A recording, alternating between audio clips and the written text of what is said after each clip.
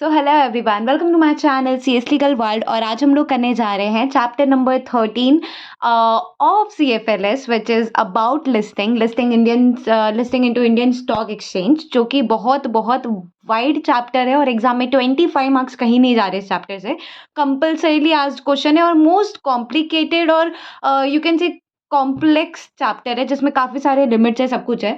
So by end of this video, I am making you all sure that you will be having zero doubt on anything.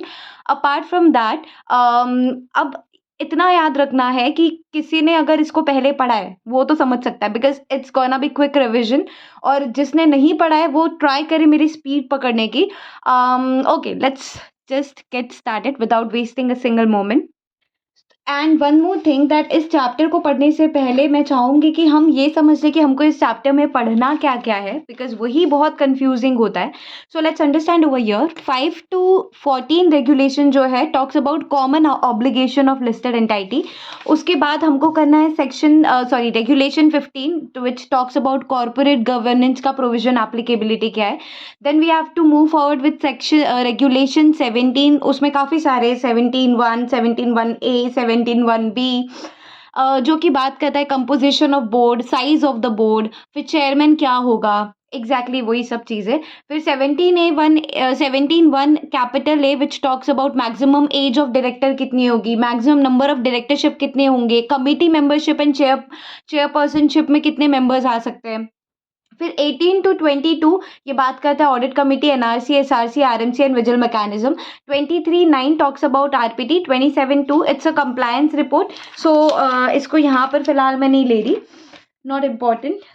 चलो next is your regulation 30 we have to study disclosure of events. फिर एक question है कि 24 hours का disclosure क्या है, 30 minutes का क्या डिस्क्लोजर है। So then we have to study all this sections. 24 regulation, I am so sorry, इसका एक जस्ट लेना है अपने आप खुद को। उसके बाद यहाँ पर ये सेक्शन कंप्लीट करने के बाद हमारे पास कुछ आ जाएंगे ये डिस्क्लोजर वाले चीज़ें, जो कि आ जाती है अपनी क्वार्टरली कंप्लायंस क्या है, एनुअल कंप्लायंस क्या है। सो ये सारी चीज़ें हम कंप्लीट करेंगे one by one. So let's get started. सबसे पहले देख लेते हैं सेबी लोडर कहाँ कहाँ एप्लीकेबल होता है। तो बेसिकली इफेक्टिव है फ्रॉम 1 दिसंबर 2015। तो आज से 7 साल पहले ही ये सेबी लोडर आया, उसके पहले नहीं आया था। तो 1 दिसंबर 2015 से आया है। याद रखना अपना एग्जाम चालू हो रहा है 20 दिसंबर से, ठीक है। 20 दिसंबर या 21 दिसंबर से चालू होने वाला है। उसके एग्जैक्टली 20 दिन पहले, 5 साल पहले ये सेबी लोडर पिक्चर में आया था। इसके दो ऑब्जेक्टिव है, to align clause of LODR with companies act 2013 plus to consolidate the condition under different securities listing agreement in one single regulation. की कंपनीज एक्ट के साथ इसको अलाइन करना है चीज़ें सेबी लोडर को। और दूसरा इसका आने का मकसद ये था कि जो लिस्टिंग अग्रीमेंट में तरह तरह की चीज़ें दी गई थी, जगह जगह की चीज़ें दी गई थी, उसको कंसोलिडेट करना इसका काम था। उसके बाद इसके दो और ऑब्जेक्टिव थे, which is single listing agreement चाहता था ये, और चाहता था इंश्योर ग्रेटर रेगुलेटरी एनफोर्सेबिलिटी। तो इसका अगर 4 ऑब्जेक्टिव अगर आप देखना चाहो तो ये 4 ऑब्जेक्टिव आपको यहाँ पर मिल जाएगा कि सेबी लोडर का ऑब्जेक्टिव ये था कि उसको सिंगल लिस्टिंग अग्रीमेंट चाहिए था, ग्रेटर रेगुलेटरी एनफोर्सेबिलिटी चाहिए था, उसको अलाइन करना था loader with companies act and consolidate करना चाहता था प्रोविजंस ऑफ लिस्टेड अग्रीमेंट। तो देख लो सेबी लोडर एप्लीकेबल कहाँ कहाँ होता है, एप्लीकेबिलिटी ऑफ सेबी लोडर कहाँ कहाँ होती है।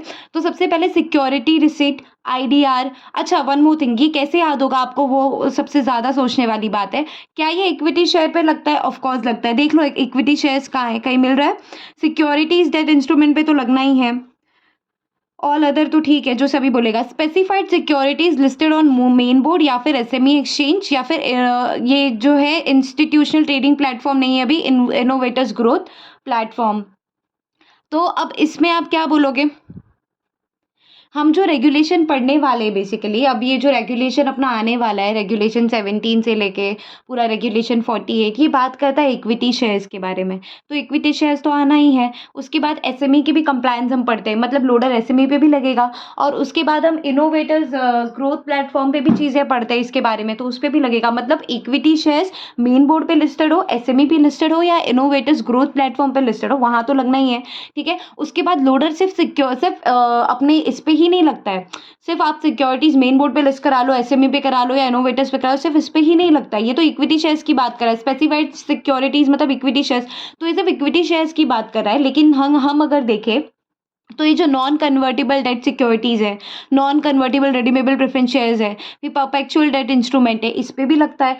फिर सिक्योरिटीज डेट इंस्ट्रूमेंट है, इस पे भी लगता है। Unit issued by mutual fund, इस पे भी लगता है। आईडीआर पे भी लगता है, सिक्योरिटी रिसीट पे भी लगता है, और अदर तो है ही। तो टोटल मिला के 1 2 3 4 5 6 7। अब मुझे बताना, अगर ये आ गया क्वेश्चन की एप्लीकेबिलिटी सेबी लोडर लगता कहाँ कहाँ है, क्योंकि हम नहीं जानते ना वो 5 मार्क के लिए कौन सा क्वेश्चन देगा। मुझे सिर्फ इतना बताओ सेबी लोडर कहाँ कहाँ लगता है। तो अभी हमने देखा सेबी लोडर कहाँ कहाँ लगता है, मुझे बताना। तो सेबी लोडर हमने क्या क्या देखा, एक तो अगर स्पेसिफाइड सिक्योरिटीज मतलब मेरी इक्विटी शेयर्स, तो ओके, तो स्पेसिफाइड सिक्योरिटीज अगर मेरी मेन बोर्ड पे लिस्टेड है या एसएमई एक्सचेंज पे लिस्टेड है या फिर मेरी इनोवेटर्स ग्रोथ प्लेटफॉर्म पे लिस्टेड है, तो वहां पे एक हो जाएगा। ठीक है, सिक्योरिटी रिसीट पे लगेगा, आईडीआर पे लगेगा। और क्या बोला मैंने, अगर आपका नॉन कन्वर्टिबल डेट सिक्योरिटीज है या non convertible redeemable preference shares है या परपेचुअल डेट सिक्योरिटीज है, वहां पे लग जाएगा। ठीक है, उसके बाद मैंने बोला कि सिक्योरिटाइज डेट इंस्ट्रूमेंट पे लग जाएगा। और क्या था, एनी अदर पे लग जाएगा। और क्या भूल रहे हैं हम लोग, कुछ भूल रहे हैं क्या, देखते हैं। तो ये अच्छा, unit issued by mutual fund रह गया था, बाकी सब बोल दिया था। तो unit issued by mutual fund यहाँ पे भी लग जाएगा। तो अब हमने ये एक चीज देख ली है कि सेबी लोडर लगेगा कहाँ कहाँ, करेक्ट, हमने एप्लीकेबिलिटी चेक कर ली है। अब हम बढ़ते हैं अपने नेक्स्ट रेगुलेशन 4 की तहत, जो कि क्या बात कर रहा है देखना। आई एम सो सॉरी, यहाँ पर आ जाओ। So this is not regulation 4, but this talks about कि listed entity जो है before issuing securities shall take in principle approval from these stock exchange, और कब कब लेना पड़ेगा वो चीज़ों के बारे में बताया कि listed entity है। छोड़ दो ये चीज़ें, ठीक है, मेरे को सिर्फ इतना बताओ, ये चीज़ें पढ़ना छोड़ दो, अपने को पढ़ना नहीं, समझ के लेना है। मेरे को सिर्फ इतना बताना, दिख नहीं रहा होगा ना आप लोगों को, बड़ा कर देते हो इसे। अच्छा, चलो, मुझे सिर्फ एक चीज़ बताना यहाँ पर, मुझे सिर्फ एक चीज़ बताना कि लिस्टेड एंटाइटी है, मतलब मेरी लिस्टेड पब्लिक कंपनी है। अब मुझे सिक्योरिटीज इशू करना है, ठीक है, मुझे सिक्योरिटीज मैंने अभी तक इशू नहीं की, मुझे सिक्योरिटीज इशू करना है, जिसके लिए मुझे इन प्रिंसिपल अप्रूवल लगेगा। तो अगर मैं इस पे ऑलरेडी लिस्टेड हूँ तो मुझे कहीं और लिस्ट कराना पड़ेगा क्या? तो वही बोल रहा है कि इन प्रिंसिपल अप्रूवल आपको कहाँ कहाँ से लेना पड़ेगा।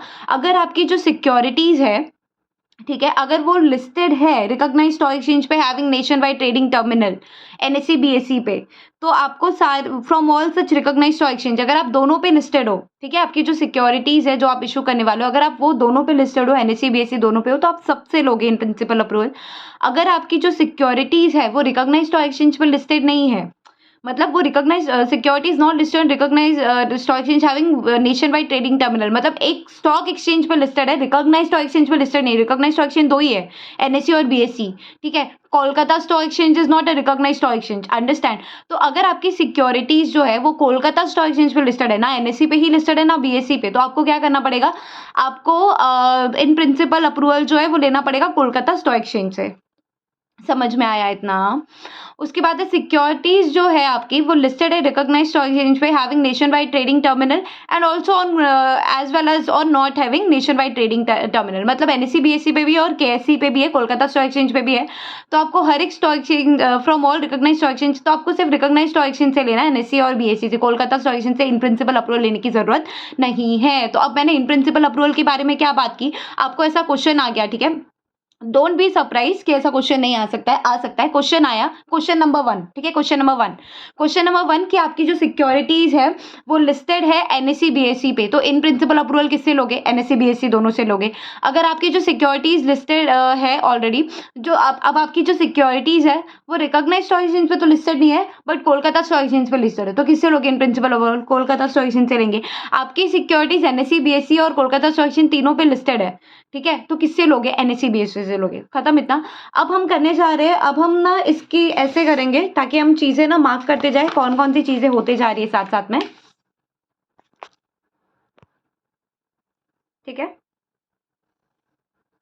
चलो, सो बेसिकली अब इसमें आता है रेगुलेशन 4। रेगुलेशन 4 बात करता है principles under the LODR regulation 15, जो कि थियोरेटिकल पोर्शन है, तो वो मैं अभी नहीं ले रही क्योंकि थोड़ा बेस बनाना चाहती हूँ मैं आप लोगों का। तो ये रेगुलेशन कुछ 5 से मैं स्टार्ट कर रही हूँ, जो बात करता है common obligation for listed entity की। लिस्टेड एंटाइटी की कॉमन ऑब्लिगेशंस क्या है, क्या बोला मैंने, लिस्टेड एंटाइटी की, लिस्टेड जो लिस्टेड एंटाइटीज है, लिस्टेड एंटाइटीज जो हैं वो कहीं पे भी लिस्ट हो, मतलब वो उसकी कोई भी सिक्योरिटीज लिस्ट हो, जरूरी नहीं इक्विटी, इक्विटी लिस्ट है, किसी की डेट सिक्योरिटीज लिस्ट है, किसी का आईडीआर लिस्ट है, किसी की सिक्योरिटी रिसीट लिस्ट है, उन पे ही तो लगता है सभी लोडर। तो कोई भी सिक्योरिटीज आपकी लिस्ट हो, आपकी कॉमन ऑब्लिगेशंस क्या है, क्योंकि आपके जो अलग अलग ऑब्लिगेशंस है वो तो अपने को दिया है, अलग अलग सेक्शन में स्पेसिफाई किया हुआ है कि इधर से इधर तक इसका, इधर से इधर तक इसका, इधर से इधर तक इसका, बट जो सारे सिक्योरिटीज को मिला के एक कॉमन ऑब्लिगेशन है वो कहाँ पर दिया हुआ है। तो आपके कुछ रेगुलेशन 5 से लेके 14 में कॉमन ऑब्लिगेशन दिए हुए हैं, देखना यहाँ पे। Regulation 5 talks about general obligation of compliance. Regulation 6 बोलता है लिस्टेड एंटाइटी को कि आपको सीएस अपॉइंट करना पड़ेगा। रेगुलेशन 7 बोलता है आपको एसटी अपॉइंट करना पड़ेगा। रेगुलेशन 8 बोलता है कि आप जो भी इंटरमीडिएट स्टॉक एक्सचेंज पे सेबी के साथ रजिस्टर्ड है उनके साथ आपको कोऑपरेट करना पड़ेगा listed entity. Preservation of document कैसे करना है, that talks about regulation 9। Regulation 10 बताता है इन्फॉर्मेशन कैसे फाइल करना है। रेगुलेशन 11 बताता है स्कीम ऑफ अरेंजमेंट कैसे जाएगा। 12 बताता है पेमेंट ऑफ डिविडेंड के बारे में। 13 ग्रीवियंस रिड्रेसल मैकेनिज्म की बात करता है, और 14 जो है वो अदर फी एंड चार्जेस जो आपको रिकॉग्नाइज्ड स्टॉक एक्सचेंज को पे करने हैं उसके बारे में बात करता है। अब भूलना मत, यही रेगुलेशन 13 आपकी क्वार्टरली कंप्लायंस में भी आती है, वो मेन बोर्ड हो गया या फिर आपका दूसरा बोर्ड हो गया, एसएमई हो गया। तो ये सारी चीजें आपको ऐसे लिंक करके चलनी पड़ेगी। अब मैं इनको आपको डिटेलिंग बता देती हूँ। अब क्विकली देख लो यहाँ पे। रेगुलेशन 6 बात कर रहा है कि जो लिस्टेड एंटाइटी है उनको company secretary as a compliance officer appoint करना है। फिर जो लिस्टेड एंटाइटी है उनको अपॉइंट करना है एसटीए या फिर एसटीए फैसिलिटी इन हाउस। अब ये क्या है, ये आपको आएगा रेगुलेशन जब आप आगे पढ़ोगे कि एसटीए इन हाउस भी कर सकते हैं और अपॉइंट भी करते हैं। उसके लिए 1 लाख का कुछ लिमिट होता है, वो आगे चल के देखेंगे। अभी के लिए फिलहाल के लिए हमको क्या पता है, रेगुलेशन 7 में क्या बोला है कि आपको अपॉइंट करना है, लिस्टेड एंटाइटी को अपॉइंट करना है एसटी। यहाँ पे सीएस अपॉइंट करने के लिए बोला है, रेगुलेशन 7 में एसटी अपॉइंट करने के लिए बोला है। फिर रेगुलेशन 8 में बात की है कि लिस्टेड एंटाइटी को कॉपरेट करना है इंटरमीडिएट के साथ। अच्छा, ये अगर क्वेश्चन आ गया common obligation of listed entity क्या है, तो ये लिख के आना है। रेगुलेशन याद है तो लिखो, नहीं याद है तो फिर क्या ही कर सकते हो, है ना। रेगुलेशन 9 बात कर रहा है प्रिजर्वेशन ऑफ डॉक्यूमेंट की। प्रिजर्वेशन ऑफ डॉक्यूमेंट की 2 कैटेगरीज होते हैं, एक तो 8 साल तक प्रिजर्व करने वाली और एक परमानेंट प्रिजर्व करने वाली। सो डॉक्यूमेंट प्रिजर्वेशन परमानेंट वाली होती है और एक 8 साल वाली होती है, तो वो बताया। तो उसके बाद आ गया रेगुलेशन 10। रेगुलेशन 10 बात करता है filing of information. Listed entity को कुछ इन्फॉर्मेशन फाइल करती है, रिकॉग्नाइज्ड स्टॉक एक्सचेंज के साथ कुछ इन्फॉर्मेशन फाइल करना पड़ता है। स्कीम ऑफ अरेंजमेंट जो है रेगुलेशन 11 की बात कर रहा है। रेगुलेशन 12 बोल रहा है पेमेंट ऑफ डिविडेंड की, डिविडेंड की पेमेंट कैसे करना है। तो ये कुछ कॉमन ऑब्लिगेशंस है सबके लिए, आपको अंदर कुछ नहीं लिख के आना है, जितना मैंने लिखा है उतना ही एग्जाम में लिखना है, ठीक है। रेगुलेशन 13 ग्रीवियंस रिड्रेसल मैकेनिज्म की बात करता है। 14 जो है fee plus other charges recognised stock exchange को देने की बात करता है, as provided by SEBI and recognised stock exchange. उसके बारे में यहाँ पर देखना क्या बोला है, यहाँ पर देखना स्कीम ऑफ अरेंजमेंट के बारे में बोला है, शायद ये वाला दिख रहा है यहाँ पर। अब एक कंप्लायंस बताया है मॉनिटरिंग एजेंसी का, ये इसका नहीं है, आगे कंप्लायंस है, वो रिपोर्ट देगी लिस्टेड एंटाइटी को, ठीक है। ये क्वार्टरली कंप्लायंस वाला है। तो इतना समझ में आया कि आप लोग को कॉमन ऑब्लिगेशन समझ गया। चलो लेट्स मूव फॉरवर्ड। तो इतना पोर्शन जो पूरा था ये अपना डन हो गया, common obligation for listed entity वाला। रेगुलेशन 14 तक कंप्लीट हो गया। अब रेगुलेशन 15 तक चलते हैं। रेगुलेशन 15 जो है वो बेसिकली बात कर रहा है कॉर्पोरेट गवर्नेंस का प्रोविजन एप्लीकेबिलिटी, किस पे एप्लीकेबल होता है, किस पे नहीं होता है तो कैसे होता है, कब होता है और उसके सेक्शंस क्या हैं, वो अब हम पढ़ते हैं।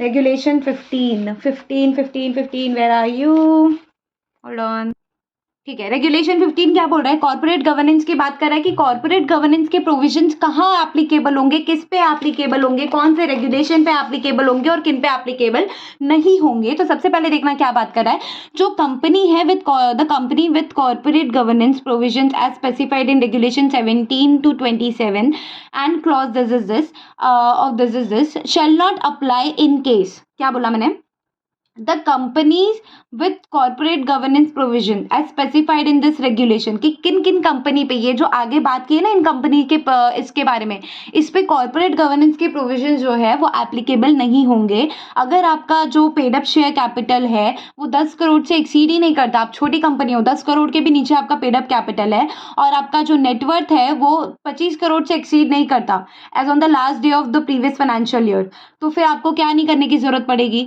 आपको कॉर्पोरेट गवर्नेंस को कंप्लाई करने की जरूरत नहीं पड़ेगी। एक चीज गौर करने वाली है यहाँ पर कि यहाँ पे बीच में एंड है, ये दोनों प्रोविजंस आपको कंप्लाई करना पड़ेगा। मतलब ये कि आपका जो पेड अप शेयर कैपिटल है अगर वो भी 10 करोड़ के नीचे है और आपका जो नेटवर्थ है वो भी 25 करोड़ से कम है, मतलब 25 करोड़ से एक्सीड नहीं हो रहा, 25 करोड़ तक है और ये आपका 10 करोड़ तक है, इससे एक्सीड नहीं हो रहा, तो 10 और 25 तक है, तब तो आप क्या कर सकते हो, या उसके नीचे है तब तो आप क्या कर सकते हो, आपको कुछ कर नहीं सकते, आप पे कॉर्पोरेट गवर्नेंस का जो प्रोविजन है वो एप्लीकेबल नहीं होगा जो दुनिया जहान की चीजें करने के लिए। अच्छा, आप उनसे लिमिट एक्सीड करते हो तो क्या होगा, तो फिर आपको करना पड़ेगा। क्वेश्चन मतलब थोड़ा ढंग का तो पूछो।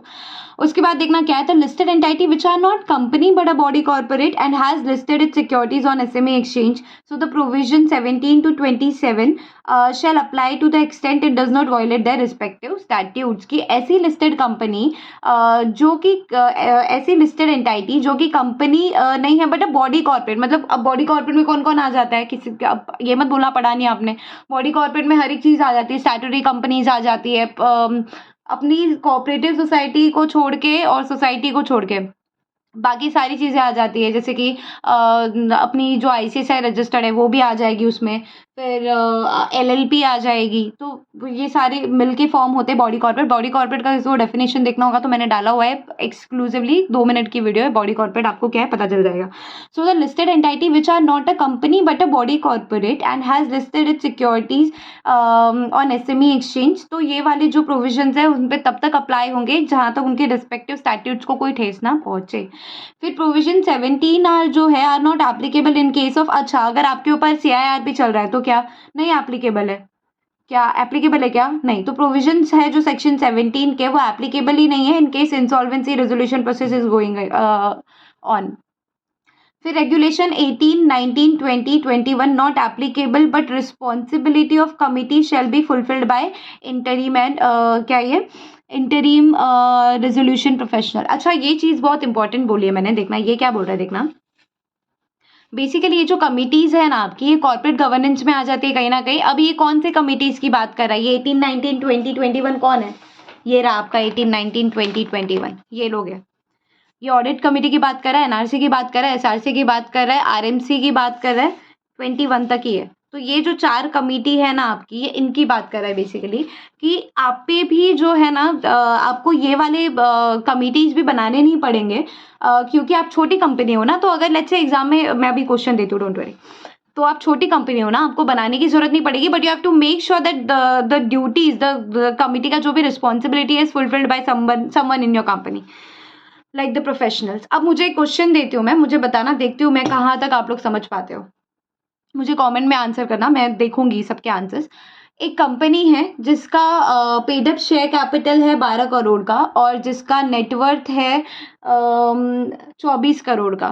तो क्वेश्चन मेरे दो है, पहला ये कि क्या ये कॉर्पोरेट गवर्नेंस का प्रोविजन उस कंपनी पे एप्लीकेबल होगा, और अगर होगा, क्या बोला मैंने, अगर होगा तो क्या उसको ये कमिटीज बनानी पड़ेंगी, RMC, audit committee, NRC, SRC, क्या उसको एक कमिटी बनानी पड़ेगी। अब since I don't have you all life, तो इसको ज़्यादा घुमाते नहीं है, सिंपल सा क्वेश्चन पूछा था मैंने कि ऐसी कंपनी जिसका paid up share capital 12 crore है और उसका नेटवर्थ जो है वो 24 करोड़ का है, तो क्या उस पर ये कॉर्पोरेट गवर्नेंस का प्रोविजन एप्लीकेबल होगा। हाँ जी, एप्लीकेबल होगा।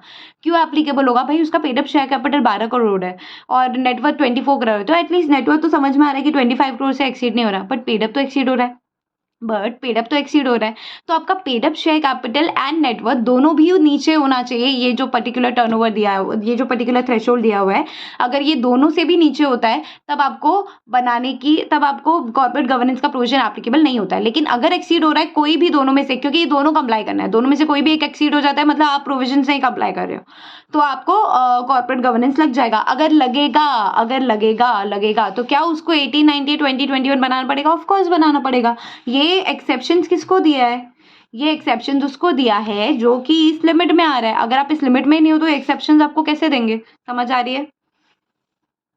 So the provisions of companies act shall apply wherever applicable. ठीक है, अगर ये लिमिट एक्सीड करते हो तो अच्छा, अब ये 6 महीने और 3 साल की प्रोविजन है, ये कौन सी है कि अगर आप ये लिमिट एक्सीड कर देते हो तो still you get 6 months to appoint the requisite persons and comply the provisions. अगर एक बार ये लिमिट आपकी आ गई, मतलब एक बार आपने ये लिमिट एक्सीड कर दिया, एक बार आपने ये लिमिट एक्सीड कर दिया, एक बार हो गया आपका 12 करोड़, तो क्या? तो एक बार ये लिमिट आपकी एक्सीड हो गई तो 3 कॉन्सेक्यूटिव ईयर्स तक आप इस लिमिट से बाहर हैं, तभी एक्सेप्शन मिलेगा। इसका क्या मतलब है? ये बहुत सॉलिड इसका क्वेश्चन है, इसको मैं कैसे बताऊँ आप लोग को? तो पहले तो हमने क्या देखा? पहले हमने ये देखा कि अगर आपका ये लिमिट है 10 करोड़ का, ये है आपका लिमिट 25 करोड़ का, आपको इसके अंदर ही रहना है। ठीक है, आपको इसके अंदर ही रहना है। अगर आप गलती से भी इसके बाहर आ गए, तो आपको क्या लग जाएगा? आपके ऊपर कॉर्पोरेट गवर्नेंस का प्रोविजन जो है वो एप्लीकेबल हो जाएगा। एप्लीकेबल हो जाएगा मतलब आपको कोई एग्जम्पशन नहीं मिलेगी, आपको सारी कमिटीज जो दिया है सब बनाना पड़ेगा, है ना? एप्लीकेबल हो जाएगा। अच्छा, अब एक बार आप इस लिमिट से एक्सीड हो जाते हो, आप कूद के बाहर आ गए यहाँ से, ठीक है, यहाँ 10 करोड़ 25 करोड़, एक बार आप इस लिमिट से एक्सीड हो जाते हो, still you have got 6 months, क्योंकि तुरंत तुरंत थोड़ी सारी चीज़ें कंप्लाई हो जाएगी। ये सारी कमिटीज़ बनाना, मेंबर्स बनाना तुरंत तुरंत तो होगा नहीं। आपको रिक्विजिट प्रोफेशनल जो है वो ऑब्वियसली ऑडिट कमेटी के लिए, इसके लिए उसके लिए करना पड़ेगा, क्योंकि अभी तक जब आप इसके अंदर थे तो आपको ये सारे प्रोविजंस नहीं लग रहे थे, लेकिन जैसे ही आप कूद गए तो ये सारे प्रोविजंस एप्लीकेबल हो जाएंगे। तो आपको 6 महीने का टाइम दिया कि काम कर लो, कोई प्रॉब्लम नहीं है। फिर अच्छा, अब ये बाहर तो आ गया है, ये जो है अब अंदर जाना चाहता है। ठीक है, ये बाहर आ गया है लेकिन अब ये अंदर जाना चाहता है, तो इसका एक क्राइटेरिया है कि इसको 3 कंसेक्यूटिव ईयर्स जो मिले हैं, इसको बेसिकली 3 कंसेक्यूटिव ईयर्स तक कोशिश करनी पड़ेगी कि मैं फिर से इस लिमिट के अंदर चली जाऊं। समझ में आया? एक बार ये बाहर आ गया, अच्छा ये थोड़ा कॉम्प्लिकेटेड नहीं करते, यहाँ तक आई थिंक ये समझ में आ रहेगा। अब समझना, मेरी बात को समझने की कोशिश करना। अब ये बेसिकली बाहर है और टेंशन में भी है थोड़ा कि मैं तो लिमिट के बाहर हूँ, मुझे इस लिमिट में जाना था, मुझे इस लिमिट में जाना है। अब ये आपको कब मिलेगा? अगर आप 3 कंसेक्यूटिव, ये एग्जाम्शन आपको कब मिलेगा? हम एग्जाम्शन की बात कर रहे हैं, ये तो मिल जाएगा। ये एग्जाम्शन जो है ना 18, 19, 20, 21 ये सब नहीं बनाना है। ये एग्जाम्शन आपको कब मिलेगा? जब आप 3 कंसेक्यूटिव ईयर्स तक आपको इसके अंदर रहना पड़ेगा, 10 करोड़ 25 करोड़ की लिमिट के अंदर रहना पड़ेगा, तभी आपको ये एग्जम्पशन जाके मिल पाएगी। मतलब 3 कंसेक्यूटिव ईयर्स तक का इसमें प्रोविजंस दिया है। कुछ डाउट है इसके अंदर? डाउट रहेगा तो मुझे एनी टाइम मैसेज पे पूछ लेना, फिलहाल तो आप पूछ नहीं सकते, रिकॉर्डिंग चालू है। सो अब हमारा रेगुलेशन 15(2) जो कॉर्पोरेट गवर्नेंस के प्रोविजंस की एप्लीकेबिलिटी की बात कर रहा था वो खत्म हो गया। उसमें हमने यही देखा कि 10 करोड़ 25 करोड़ की लिमिट है, अगर आप उस लिमिट के अंदर रहते हैं तब तो फिर आपको सारी एग्जम्पशंस मिल जाएंगी जो जो दिया है उसके अंदर। अगर आप इस लिमिट के बाहर चले जाते हैं तो फिर आपको कॉर्पोरेट गवर्नेंस का जो प्रोविजन है वो एप्लीकेबल हो जाएगा। आपको 18, 19, 20, 21 इनमें जो भी कमिटीज़ दी है वो बनानी पड़ेंगी। अब हम जाते हैं रेगुलेशन 17 की तरफ। रेगुलेशन 17 में काफ़ी सारे नए प्रोविजंस ऐड हुए हैं। If you see 17 1A 1B 1C तो था ही, उसके बाद अब 17 2 3 4 5 6 7 8 9 10 11 करके ये आ गया। ये आपको आया है, क्या बोल सकते हैं इसमें, क्या है ये, तो एक हिसाब से आपका अमेंडमेंट आया ऑब्वियसली, सॉरी। चलो, तो अब हमको बात करनी है composition of board of director के बारे में। और ये जो 1 वुमेन डायरेक्टर है, नॉन एग्जीक्यूटिव डायरेक्टर है, ठीक है, 6 डायरेक्टर के बारे में बात करनी है। ये सब का कहाँ आएगा, ये क्या आएगा, किस में आएगा? इंडिपेंडेंट डायरेक्टर के बारे में बात करनी है कि अगर आप इंडिपेंडेंट डायरेक्टर कितने चाहिए, अगर आपका चेयरमैन ये वाला है तो इंडिपेंडेंट डायरेक्टर कितने होने चाहिए, उसके बारे में बात करना है। समझ आए इतनी? तो अब चलो 17 1 ए 1 बी 1 सी साथ में कवर करते हैं। Maximum age of director, maximum number of directorship committee में कितने, यहाँ तक करते पहले, यहाँ तक कर लेते हैं। चलो, तो सबसे पहले हम बात करें सेबी लोडर रेगुलेशन 15 में 17(1)(a which talks about size of the board क्या होगा। तो अपनी बोर्ड में ऑप्टिमम कॉम्बिनेशन ऑफ ईडी और नॉन ईडी चाहिए, एग्जीक्यूटिव नॉन एग्जीक्यूटिव डायरेक्टर चाहिए विद एटलीस्ट 1 वुमेन डायरेक्टर। मतलब बोर्ड का कॉम्पोजिशन कैसा होगा, ईडी भी होंगे, नॉन ईडी भी होंगे और एक वुमेन डायरेक्टर भी होगी। इतना तो क्लियर है कि मिक्स कंपोजिशन होना चाहिए। जो कॉम्बिनेशन है, जो आपका कंपोजिशन है उसमें उनमें कॉम्बिनेशन होना चाहिए ED non ED and WD का, ठीक है। And not less than 50% of board of director shall comprise of non executive director. इसको मैं शॉर्ट फॉर्म में बताती हूँ, बहुत शॉर्टकट बताती हूँ, तो ताकि इतना पढ़ना ना पड़े। सबसे पहले हमने क्या देखा कि 17(1) क्या बोल रहा है कि हमको आपका जो बोर्ड कंपोजिशन है उसमें आपका जो साइज ऑफ द बोर्ड है, ठीक है, साइज ऑफ द बोर्ड की बात हो रही है, उसमें हमको कॉम्बिनेशन चाहिए, ईडी भी चाहिए, नॉन ईडी भी चाहिए और डब्ल्यूडी भी चाहिए, ठीक है। लेकिन इसके साथ हमको एक और चीज चाहिए कि एटलीस्ट 50% आपका जो बोर्ड है, बोर्ड साइज का जो 50% है वो नॉन एग्जीक्यूटिव डायरेक्टर कंपल्सरीली चाहिए 50%। समझ में आया इतना चीज कि ये बोल रहा है कि ईडी नॉन ईडी और डब्ल्यूडी सब चाहिए, लेकिन आपको कंपल्सरीली ये मेक श्योर करना है कि 50% आपका जो बोर्ड साइज है वो नॉन एग्जीक्यूटिव डायरेक्टर का होना चाहिए, ठीक है। फिर फ्रॉम 1 अप्रैल 2020 में बोला था कि एक 1 इंडिपेंडेंट वुमेन डायरेक्टर चाहिए टॉप 1000 लिस्टेड एंटिटी। ये लिस्टेड एंटिटी वाली चीजें हम बाद में करेंगे। अभी तक हमको ये समझ में आया कि ऑप्टिमम कॉम्बिनेशन चाहिए ईडी का, नॉन ईडी का और डब्ल्यूडी का, जिसमें से हमको ये चीज समझ में आई कि साइज ऑफ द बोर्ड में कि 50% ऑफ द बोर्ड साइज जो है वो नॉन एग्जीक्यूटिव डायरेक्टर होना चाहिए और बोर्ड में एक इंडिपेंडेंट वुमेन डायरेक्टर होनी चाहिए, ठीक है। इतना समझ में आ रहा है। 17(1)(c सेज दैट कि आपको क्या करना पड़ेगा, तो अगर आप टॉप 2000 लिस्टेड एंटिटी में आ रहे हो तो बाकी लोगों के लिए, बाकी पब्लिक कंपनी के लिए मिनिमम 3 डायरेक्टर होते हैं, लेकिन आपके लिए 6 डायरेक्टर होंगे। समझा?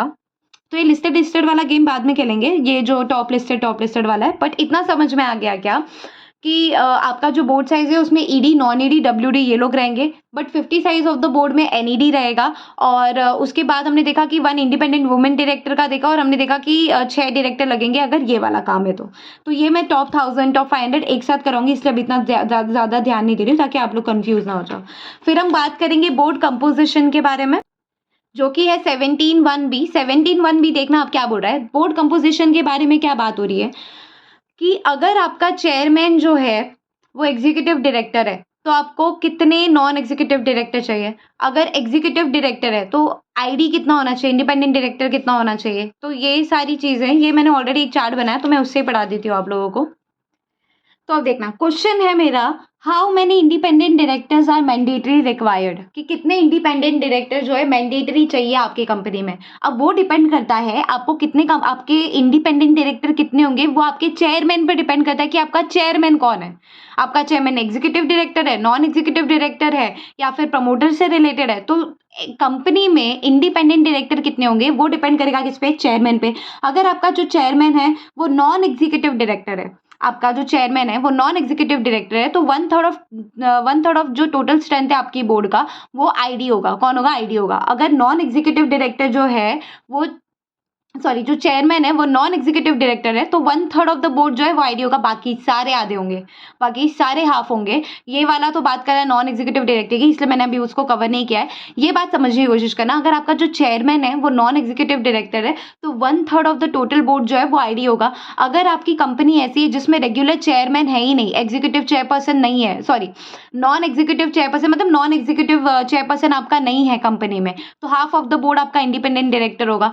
अगर आपका जो नॉन एग्जीक्यूटिव चेयरपर्सन है वो, मतलब आपकी देखो, पहले हमने क्या बोला कि चेयरमैन जो है वो नॉन एग्जीक्यूटिव डायरेक्टर है। अगर चेयरमैन नॉन एग्जीक्यूटिव डायरेक्टर मतलब आईडी कम लग रहा है कंपनी में, 1/3 लग रहा है। अगर आपकी कंपनी में रेगुलर नॉन एग्जीक्यूटिव चेयरमैन नहीं है तो half of the board has to be independent. अगर आपकी कंपनी का जो मतलब कंपनी में नॉन एग्जीक्यूटिव चेयरपर्सन तो है, आपकी कंपनी में नॉन एग्जीक्यूटिव चेयरपर्सन तो है, लेकिन वो लोग रिलेटेड है, वो लोग promoter of the listed entity से रिलेटेड है।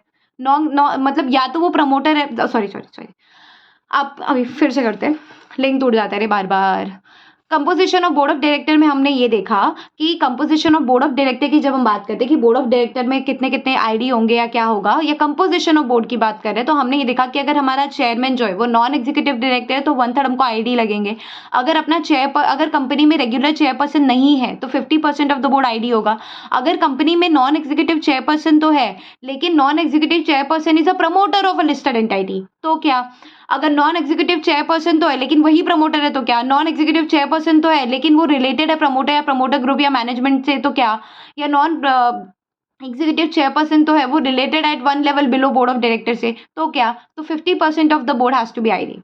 तो अभी इतना तो समझ गया रहेगा कि चेयरमैन अगर नॉन एग्जीक्यूटिव डायरेक्टर है तो 1/3 of the board has to be ID. अगर वो लिस्टेड एंटिटी में रेगुलर कोई नॉन एग्जीक्यूटिव चेयरपर्सन नहीं है तो half of the board has to be ID. And non executive chairperson तो है लेकिन वो खुद प्रमोटर है या फिर लिस्टेड या फिर रिलेटेड है प्रमोटर या प्रमोटर ग्रुप से या फिर मैनेजमेंट से या फिर एट 1 लेवल बिलो बीओडी से भी रिलेटेड है, तो भी हाफ ऑफ द बोर्ड जो है वो इंडिपेंडेंट डायरेक्टर होगा। इतना समझ में आया गाइस? इतना समझ में आया? आई होप इतना आया होगा। अगर ये वाला थोड़ा अलग है, अगर चेयरमैन आपका एग्जीक्यूटिव डायरेक्टर है तो भी आपकी कंपनी में, ये बोर्ड कंपोजिशन की बात हो रही है, हम सीधी सीधी बोर्ड कंपोजिशन की बात करें तो ये इसका क्वेश्चन ये तो बनता ही है कि इंडिपेंडेंट डायरेक्टर कितने होने चाहिए कंपनी में, लेकिन क्वेश्चन ये आएगा कि बोर्ड ऑफ डायरेक्टर का कंपोजिशन बताओ, तो क्या बताओगे? तो यही बताना है, तो यही बताना है। इसके साथ साथ आपको वो चीजें लिखनी है जो मैंने पहले बताया था, नॉन एग्जीक्यूटिव कॉम्बिनेशन होना चाहिए ईडी एनईडी का, और एक वुमेन डायरेक्टर होनी चाहिए, बस। और ये आपका कंपोजिशन रहा, हो गई चीजें। अगर कंपनी में एग्जीक्यूटिव डायरेक्टर है तो आपका हाफ ऑफ द बोर्ड जो है वो नॉन एग्जीक्यूटिव डायरेक्टर रहेगा। अगर चेयरमैन ही एग्जीक्यूटिव डायरेक्टर को बना दिया है तो half of the board has to be non executive director, ताकि डिस्क्लोजर अच्छे से हो। तो यहाँ पे एक चीज समझने वाली बात है कि सारे में 50-50% है, ठीक है, चाहे ये नॉन एग्जीक्यूटिव की बात करें बाकी आईडी की बात करें, लेकिन अगर नॉन एग्जीक्यूटिव डायरेक्टर ही कंपनी का चेयरमैन है तो 1/3 of the board has to be ID. अब इससे ज्यादा अच्छे से मुझे नहीं लगता कि मैं समझा पाऊंगी आप लोगों को।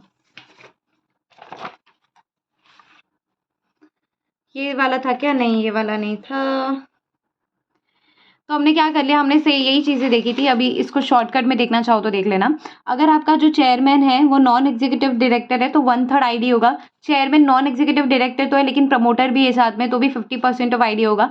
नॉन एग्जीक्यूटिव डायरेक्टर है चेयरमैन लेकिन रिलेटेड है प्रमोटर ग्रुप से, तो भी 50% ऑफ आईडी लगेगा। नॉन एग्जीक्यूटिव डायरेक्टर है लेकिन रिलेटेड है 1 level below board of director से, तो भी 50% आईडी लगेगा। लेकिन अगर आपका चेयरमैन ही ईडी है एग्जीक्यूटिव डायरेक्टर, तो 50% नॉन एग्जीक्यूटिव डायरेक्टर लगेंगे। This was all about composition of board. Composition of board में ये लिखना है, एक इंडिपेंडेंट वुमेन डायरेक्टर चाहिए, 50% नॉन एग्जीक्यूटिव डायरेक्टर कंपलसरी चाहिए, और 6 डायरेक्टर चाहिए अगर आपकी टॉप 1000 लिस्टेड एंटिटी है तो। समझा इतना? Sorry, this is top 2K, not, हाँ 2K ही तो लिखा है, top 2K। Okay, so if you remember हमने एक चीज़ पढ़ी थी कि अगर आपका जो नॉन एग्जीक्यूटिव डायरेक्टर है वो रिलेटेड टू प्रमोटर है तो अभी भी 50% आईडी चाहिए, ठीक है, इतना पढ़ा था हमने। रिलेटेड टू प्रमोटर का क्या मतलब होता है? रिलेटेड टू प्रमोटर या प्रमोटर ग्रुप का क्या मतलब होता है? तो इसका सेम मतलब है कि if promoter shall have the following meaning if promoter is a listed entity. अगर प्रमोटर जो है, मतलब कैसे मान लेंगे कि आप जो हो, आप जो कौन किससे आपका जो क्या बोला, कौन किससे रिलेटेड है? अगर आपका जो चेयरपर्सन है वो या तो खुद प्रमोटर है या रिलेटेड है प्रमोटर ग्रुप से, या फिर वो 1 level below board of director है, तो हमने बोला कि इस केस में 50% इंडिपेंडेंट डायरेक्टर लगेंगे कंपनी में। अब रिलेटेड मतलब कैसा रिलेटेड? क्या रिलेटिव है क्या? तो बोला कि अगर प्रमोटर जो है लिस्टेड एंटिटी का वो कंपनी है तो उसके डायरेक्टर, एम्प्लॉय और नॉमिनी से अगर आप रिलेटेड हो तो रिलेटेड माने जाओगे एक्सेप्ट इंडिपेंडेंट डायरेक्टर। और अगर प्रमोटर जो है वो अनलिस्टेड एंटिटी है तो भी उसका डायरेक्टर, एम्प्लॉयज या जो नॉमिनीज है उनसे भी अगर आप रिलेटेड हो तो आप रिलेटेड माने जाओगे। This is not important as such, but ठीक है। So we had to work out here. Regulation 17(1)(a talks about अगर डायरेक्टर जो है वो मैक्सिमम कितने एज तक काम कर सकता है। सो नॉट टू अपॉइंट और continue the directorship of any person as a non executive director who has attend the age of 75 years unless SR is passed plus expiatory statement annexed to the notice shall indicate justification for appointing such person। तो उस person को non executive director की बात हो रही है ये, कि हम किसकी बात कर रहे थे यहाँ पे देखना, हम कहते हैं maximum age of director. But हमको यहाँ पे एक चीज़ समझनी है कि जो नॉन एग्जीक्यूटिव डायरेक्टर है वो मैक्सिमम 75 years तक काम कर सकता है, ठीक है? इससे ज़्यादा करना है तो एसआर पास करके कर सकता है, इतना समझ में आया। बट इसमें यही बोला गया है कि वैसे तो आपको अपॉइंट ही नहीं करना चाहिए। 75 इयर्स अगर आपने एज गेन कर ली है उस पर्टिकुलर नॉन एग्जीक्यूटिव डायरेक्टर ने, तो उसको कंटिन्यू नहीं करना देना चाहिए। अगर फिर भी वो करवाना चाहते हो आप उससे काम, तो आपको एसआर पास करना पड़ेगा, प्लस आपको एक्सपेक्टेड स्टेटमेंट में अनेक्स करना पड़ेगा नोटिस की जस्टिफिकेशन। तो इसका एक ब्रिलियंट एग्जाम्पल है रतन टाटा। मिस्टर रतन टाटा खुद ही बेसिकली रिटायर हो रहे थे अपने बोर्ड ऑफ डायरेक्टरशिप से, कि काफ़ी बूढ़े हो गए थे वो। बट उनके जो भी बोर्ड ऑफ डायरेक्टर्स थे, जो भी बोर्ड मेंबर्स थे, वो नहीं चाहते थे कि वो जो है बेसिकली जाए घर अपने और यहाँ पे काम ना करे, वो नहीं चाहते थे। इसलिए उन्होंने एक क्लॉज़ रख दिया था कि नॉन एग्जीक्यूटिव डायरेक्टर आप मतलब ठीक है वो इर्रेलेवेंट चीज़ है फ़िलहाल तो, बट वही चीज़ है कि अगर 75 ईयर्स से ज़्यादा भी किसी आप डायरेक्टर से काम कराना चाहते हो, तो आप एक्सप्लेनेटरी स्टेटमेंट दे दोगे जस्टिफिकेशंस के साथ कि हम क्यों इनसे काम कराना चाहते हैं। भाई अच्छा है, प्रॉफ़िट हो रहा था उसके काम करने से, और क्या रीज़न हो सकता है किसी को इतने साल तक रखने का। समझ आए इतनी चीज़? चलो। So the next is maximum number of directorship कितनी होगी, फिर इसके साथ मीटिंग कोरम ये सब चीज़ों की बात करनी है। तो ये सब करने के बाद 17 का पूरा सेक्शन कंप्लीट कर लिया था। हम audit committee, NRC, SRC, RMC ये एक साथ कवर करेंगे, फिर विजिल मैकेनिज्म कवर करेंगे। तो पहले मैक्सिमम नंबर ऑफ डायरेक्टरशिप देख लेते हैं, और उसके साथ साथ meeting of the board, quorum of the board कितना कितना होगा, वो सारी चीज़ें देख के फिर आगे बढ़ते हैं। चलो, तो सेबी लोडर के हिसाब से आप बेसिकली कितने कंपनी के डायरेक्टर बन सकते हो? कितने कंपनी के? छोड़ दो इसको, ठीक है, ये छोड़ दो। कितने कंपनी के? मेरा क्वेश्चन है ये। मैं आज चाहती हूँ कि आप लोगों के साथ मैं गेम खेलूँ। ऐसे गेम नहीं खेलना चाहती, बट ठीक है, मेरा क्वेश्चन है, प्रोविजंस तो पढ़ लिया होगा, मुझे बताना कि मैं ना, इतनी सारी कंपनी है मेरे पास, 1 2 3 4 5 6 7, ठीक है, दिख रहा है? ये सबकी सब जो है वो लिस्टेड एंटाइटी है, सबकी सब लिस्टेड एंटाइटी है। तो क्या मैं इनमें काम कर सकती हूँ? मुझे इसमें भी जाना है, मुझे इसमें भी जाना है, इसमें भी जाना है, इसमें भी जाना है, इसमें भी जाना है, टोटल मिला के 7 है। क्या मैं जा सकती हूँ? हाँ जी। आपको लिस्टेड एंटाइटी में डायरेक्टर बनना है, 7 कंपनी की आप बन सकते हो। क्या मैं इन लिस्टेड एंटाइटी की, सातों लिस्टेड एंटाइटी की, मैं मतलब या तो मैं ऑब्वियसली मतलब इसमें तो कोई डाउट है ही नहीं, या तो आप डायरेक्टर बनोगे या तो इंडिपेंडेंट डायरेक्टर बनोगे। इंडिपेंडेंट और डायरेक्टर एक कंपनी में एक साथ तो बन नहीं सकते। चलो, मुझे सातों कंपनी का आईडी बनना है। इस लिस्टेड एंटाइटी में सातों कंपनी का डायरेक्टर नहीं, मुझे आईडी बनना है। क्या मैं बन सकती हूँ? मैं बन सकती हूँ। मैं डायरेक्टर बनूँ, आईडी बनूँ, सातों कंपनी में कोई प्रॉब्लम नहीं है, कोई प्रॉब्लम नहीं है। लेकिन लेट्स से मैं इन 3 कंपनी में इंडिपेंडेंट डायरेक्टर नहीं हूँ। क्या बोला मैंने? मैं इन 3 कंपनी में इंडिपेंडेंट डायरेक्टर नहीं हूँ। ओके, मुझे यहाँ पे, मैं यहाँ की एमडी हूँ, यहाँ की डब्ल्यूटीडी हूँ, और यहाँ पे भी मैं एमडी हूँ। समझा? ये 3 कंपनी में मैं बन गई हूँ एमडी, डब्ल्यूटीडी, एमडी। अब बेसिकली बची मेरी 4 कंपनी जहाँ पे मैं अभी भी आईडी हूँ। मुझे सिर्फ इतना बताना चलेगा कि नहीं? मुझे सिर्फ इतना बताना चलेगा या नहीं? ये क्वेश्चन आगे एग्जाम में क्या करोगे? सोच के बताओ। समझा क्या? क्वेश्चन समझा? चलो, इसको मैं आंसर बिना किए हुए दूसरे क्वेश्चन की तरफ चलती हूँ। मुझे एक्सप्लेन करती हूँ बेसिकली। मुझे एक बात बताना कि अगर मैं 7 लिस्टेड एंटाइटीज़ में, ये 3, ये 3, ये 3, ये 7 लिस्टेड एंटाइटी है, इनमें अगर मुझे मेरी मैक्सिमम डायरेक्टरशिप कितनी हो सकती है? तो अगर मुझे 8वें लिस्टेड एंटाइटी में भी डायरेक्टर बनना है, क्या मैं बन सकती हूँ? मैं नहीं बन सकती, क्योंकि मेरी मैक्सिमम नंबर ऑफ लिमिट ही है कि मैं 7 ही लिस्टेड एंटाइटी में बन सकती हूँ। लेकिन अगर ये अनलिस्टेड एंटाइटी है तो बन सकती हूँ? हाँ जी, आप बन सकते हो, क्योंकि ये 7 लिस्टेड एंटाइटी की बात कर रही है कि एक पर्सन 7 ही लिस्टेड एंटाइटी का डायरेक्टर बन सकता है, और एक पर्सन 7 लिस्टेड एंटाइटी का इंडिपेंडेंट डायरेक्टर भी बन सकता है। डायरेक्टर बने, इंडिपेंडेंट डायरेक्टर बने, बट 7 का ही बन सकता है, 7 से ज़्यादा नहीं। तो लेट्स से ये 7 लिस्टेड एंटाइटी है, मैं सातों में इंडिपेंडेंट डायरेक्टर बनी हूँ, 8वां आ रहा है, मुझे बोल रहा है इंडिपेंडेंट डायरेक्टर बनना मेरी कंपनी में। मैं भाड़ में जा, मैं अलाउड नहीं है मेरे को। क्या बोल रहे तू? समझ में आया कि एक पर्सन 7 लिस्टेड एंटाइटी का डायरेक्टर या इंडिपेंडेंट डायरेक्टर बन सकता है, मैक्सिमम 7 लिस्टेड एंटाइटी। अनलिस्टेड में बनना है, बन भाई, अनलिस्टेड में बनना है, बन। हम अनलिस्टेड की बात नहीं कर रहे, हम लिस्टेड की बात कर रहे हैं। इतना समझ में आया? अब ये क्वेश्चन पे आते हैं। 7 लिस्टेड एंटाइटी की मैं डायरेक्टर भी बन सकती हूँ, या फिर 7 ही लिस्टेड एंटाइटी के मैं इंडिपेंडेंट डायरेक्टर भी बन सकती हूँ। लेकिन if a person who is managing director, whole-time director in a listed entity shall be shall be shall be shall be shall be an independent director in not more than 3 listed entity. ठीक है, अगर मैं ये सातों में से किसी एक की भी एमडी बन जाती है, डब्ल्यूटीडी बन जाती है, एमडी बन जाती, मतलब एमडी छोड़ दो, एमडी डब्ल्यूटीडी एक की भी बन जाती, तो मैं इंडिपेंडेंट डायरेक्टर सिर्फ 3 कंपनी में रह सकती थी, इन तीनों में, किसी भी तीनों में, बट तीनों में ही सिर्फ। इतना समझ में आया? अब प्रोविजंस को पढ़ते हैं।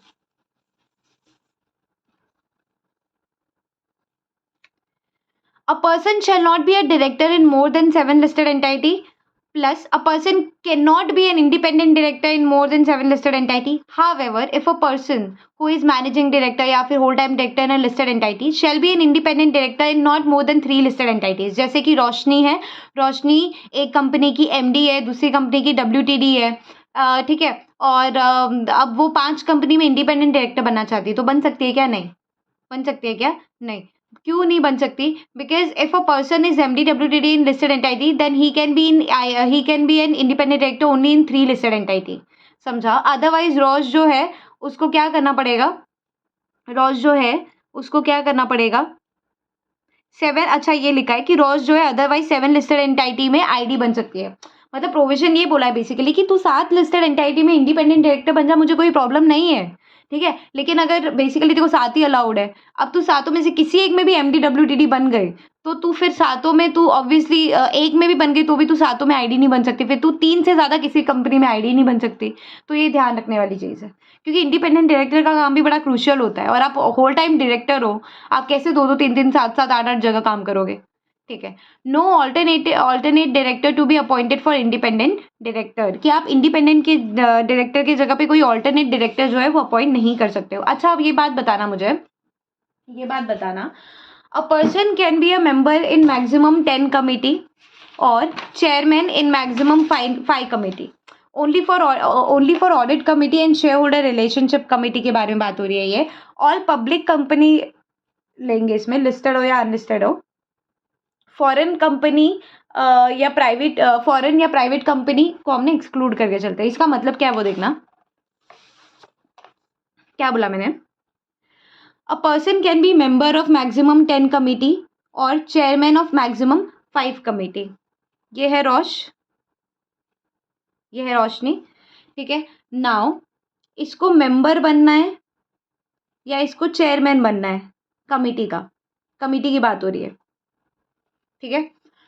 तो रोशनी जो है वो मेंबर बन सकती है मैक्सिमम 10 कमिटीज़ में, लेकिन ये कौन सी कमिटीज़ है वो देखना है।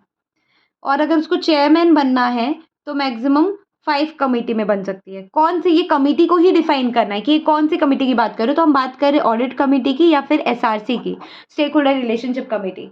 अगर आप इन दोनों कमिटीज़ को छोड़ के आप 15 कमिटीज़ में भी मेंबर बनना चाहते हो, हमको कोई दिक्कत नहीं, हमको कोई प्रॉब्लम नहीं है, आप बन जाओ, ठीक है, कोई प्रॉब्लम नहीं है। लेकिन स्पेसिफिकली हम बात कर रहे हैं ऑडिट कमिटी के बारे में और स्टेक होल्डर रिलेशनशिप कमिटी के बारे में, सारी पब्लिक कंपनी का। मतलब आप प्राइवेट कंपनी में बन रहे हो तो हम नहीं मान रहे आपको, आप बनो, आप 50 कंपनी में बनो, हमें कोई दिक्कत नहीं है, हमें कोई दिक्कत नहीं है, क्योंकि प्राइवेट कंपनी या फॉरेन कंपनी हम एक्सक्लूड करके चल रहे हैं। यहाँ पर हम बात कर रहे हैं किसकी? हम बात कर रहे हैं पब्लिक कंपनी की। पब्लिक कंपनी में भी हम लिस्टेड और अनलिस्टेड दोनों को लेकर चल रहे हैं, लिस्टेड अनलिस्टेड दोनों को लेकर चल रहे हैं। तो इन शॉर्ट मैं आपको एक क्वेश्चन पूछूंगी, आप देखना आपको आता है नहीं, या प्रोविजन आपको क्लियर हुआ या नहीं, तब आपको समझ में आएगा। देखना, रोशनी है, रोशनी जो है वो 10 कंपनी, अच्छा एक आपको भी आदत हो गई ना ऐसे वाली, माय बैड, चलो समझने की कोशिश करना। अब यहाँ से तो देखेगा भी नहीं, रुक जाओ, ठीक है। अब ये है रोशनी, ठीक है, इसके पास ये लिस्टेड कंपनी में भी डायरेक्टर है, अनलिस्टेड कंपनी में भी लेट्स से डायरेक्टर या जो भी है उससे हम लोग को प्रॉब्लम नहीं है, लिस्टेड कंपनी में अनलिस्टेड कंपनी में, ठीक है, कोई प्रॉब्लम नहीं है, ठीक है। अब यहाँ पे लिस्टेड कंपनी में इसके समझो ये 7 लिस्टेड कंपनी में डायरेक्टर है, जो भी हो चाहे डायरेक्टर है, ठीक है। कोई भी डायरेक्टर हो, हमको भी प्रॉब्लम नहीं है। अब ये 7 लिस्टेड कंपनी में ऑडिट कमिटी की क्या है, मेंबर है, क्या है, मेंबर है। तो 7 लिस्टेड एंटिटी में लेट्स से ऑडिट कमिटी की मेंबर है। क्वेश्चन ध्यान से समझना, ठीक है। दूसरी चीज,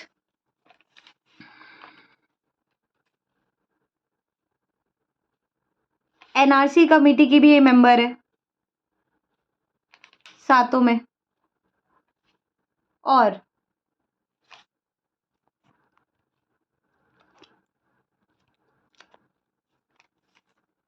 स्टेक होल्डर रिलेशनशिप कमिटी की भी सातों में ये मेंबर बन सकती है क्या? एक तो ये क्वेश्चन है, कैसा चल सकता है क्या, ठीक है। ये लिस्टेड कंपनी की बात किया हमने। अब वैसे इसको अलग नहीं करना चाहिए था, साथ में देती तो ज़्यादा बेहतर रहता, क्योंकि लिस्टेड अनलिस्टेड दोनों में से कोई भी चलेगा, बट ठीक है चलो। एसआरसी में भी है। अब ये 5 अनलिस्टेड एंटिटी में क्या ये चेयरपर्सन बन सकती है? पहला क्वेश्चन। किसकी? ऑडिट कमिटी की या फिर स्टेक होल्डर रिलेशनशिप कमिटी की चेयरपर्सन बन सकती है क्या? दूसरा क्वेश्चन, ये 10 अनलिस्टेड एंटिटी की, ये 10 अनलिस्टेड एंटिटी की, ये मैं इतना खोद क्यों रही हूँ ताकि प्रोविजन समझ में आ जाए।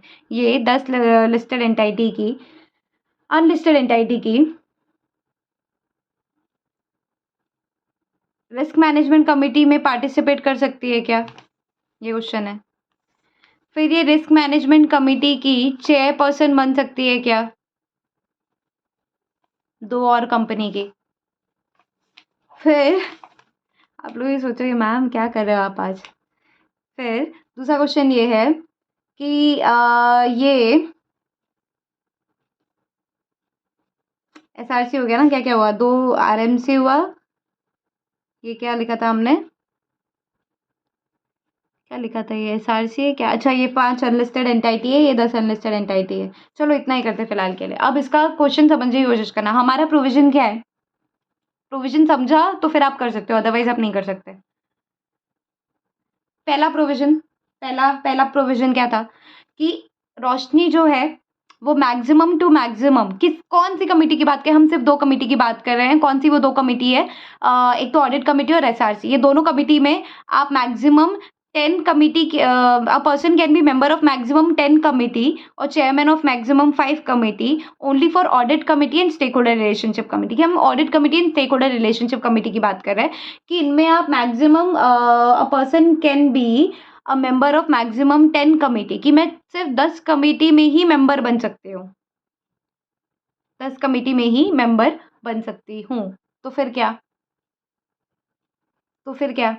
तो सबसे पहले तो रोशनी का आपने बोला कि लिस्टेड है, लिस्टेड कंपनी है, ठीक है। सात ठीक है, लिस्टेड हो नहीं लिस्टेड हो हमको फ़र्क नहीं पड़ता।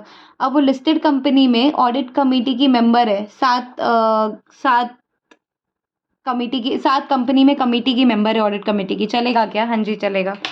जो जो चलेगा उसको ग्रीन सिग्नल, जो नहीं चलेगा उसको दूसरा सिग्नल। तो भाई ठीक है, ये वाला तो बराबर है, मतलब इतना तो बन सकती है, ठीक है।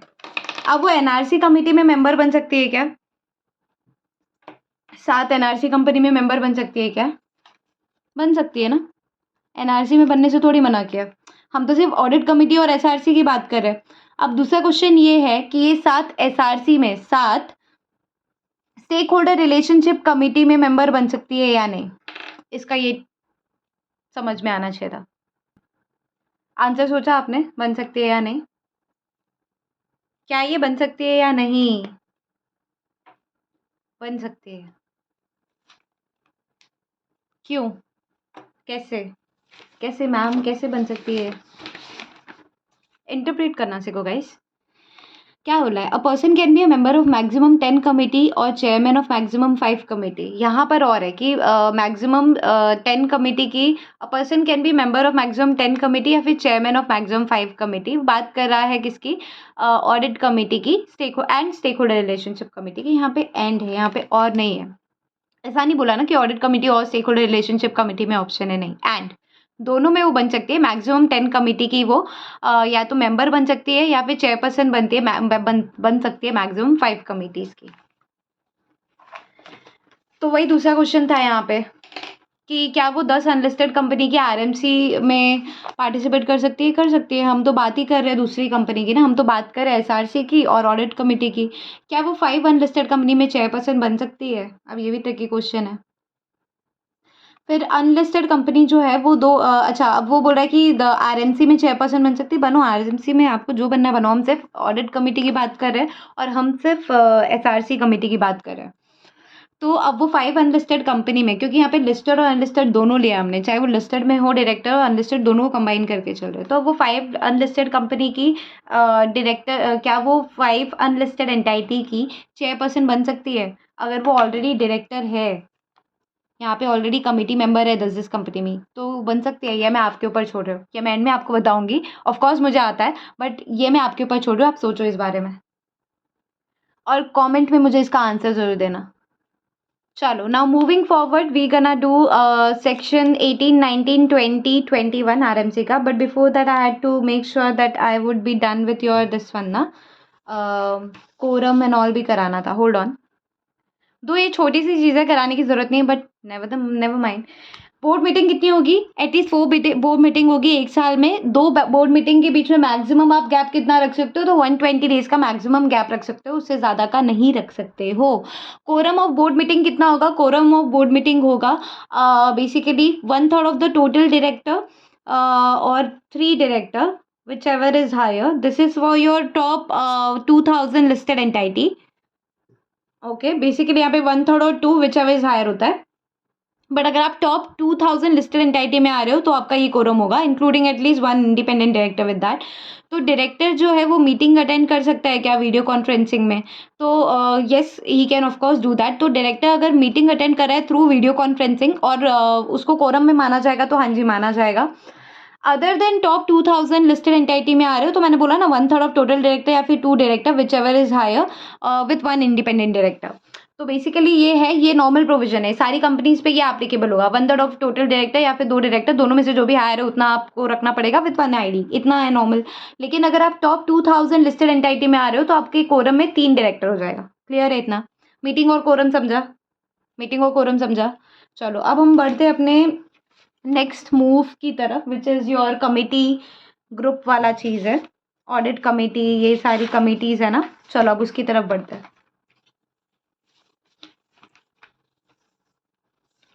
तो अब हम 18, 19, 20 और 21 ये चारों साथ में कवर करेंगे। ये चारों साथ में कवर करके फिर विजुअल मैकेनिज्म वगैरह भी कवर कर लेंगे फटफट। चलो,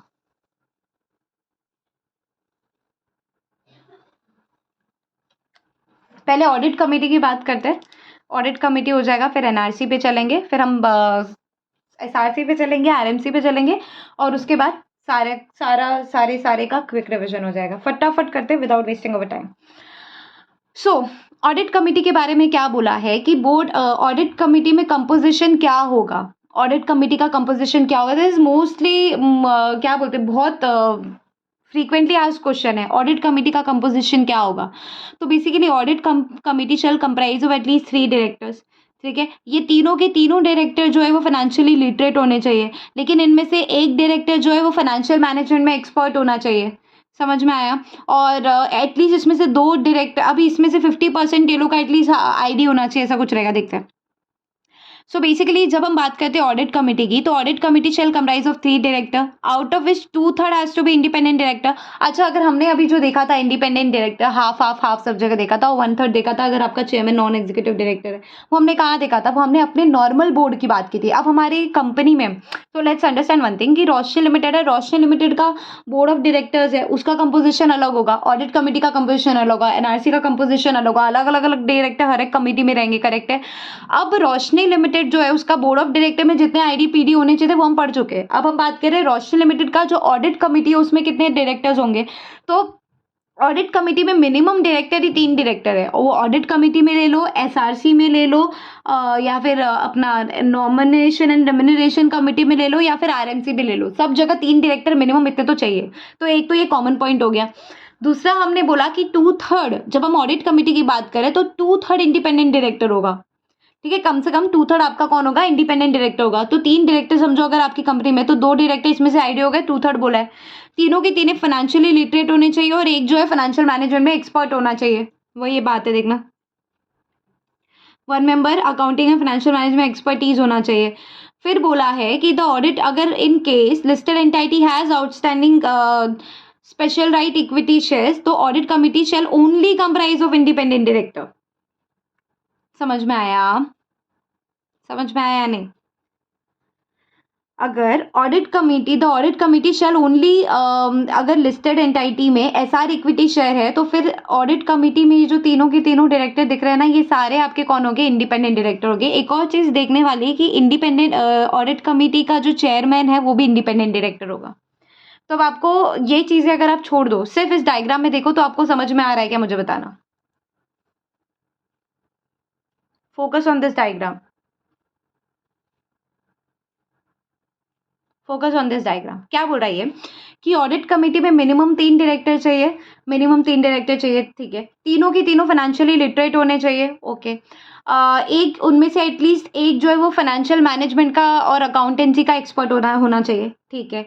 आपका जो ऑडिट कमेटी है उसका जो चेयरमैन होगा वो इंडिपेंडेंट डायरेक्टर होना कंपलसरी है, ओके फेयर।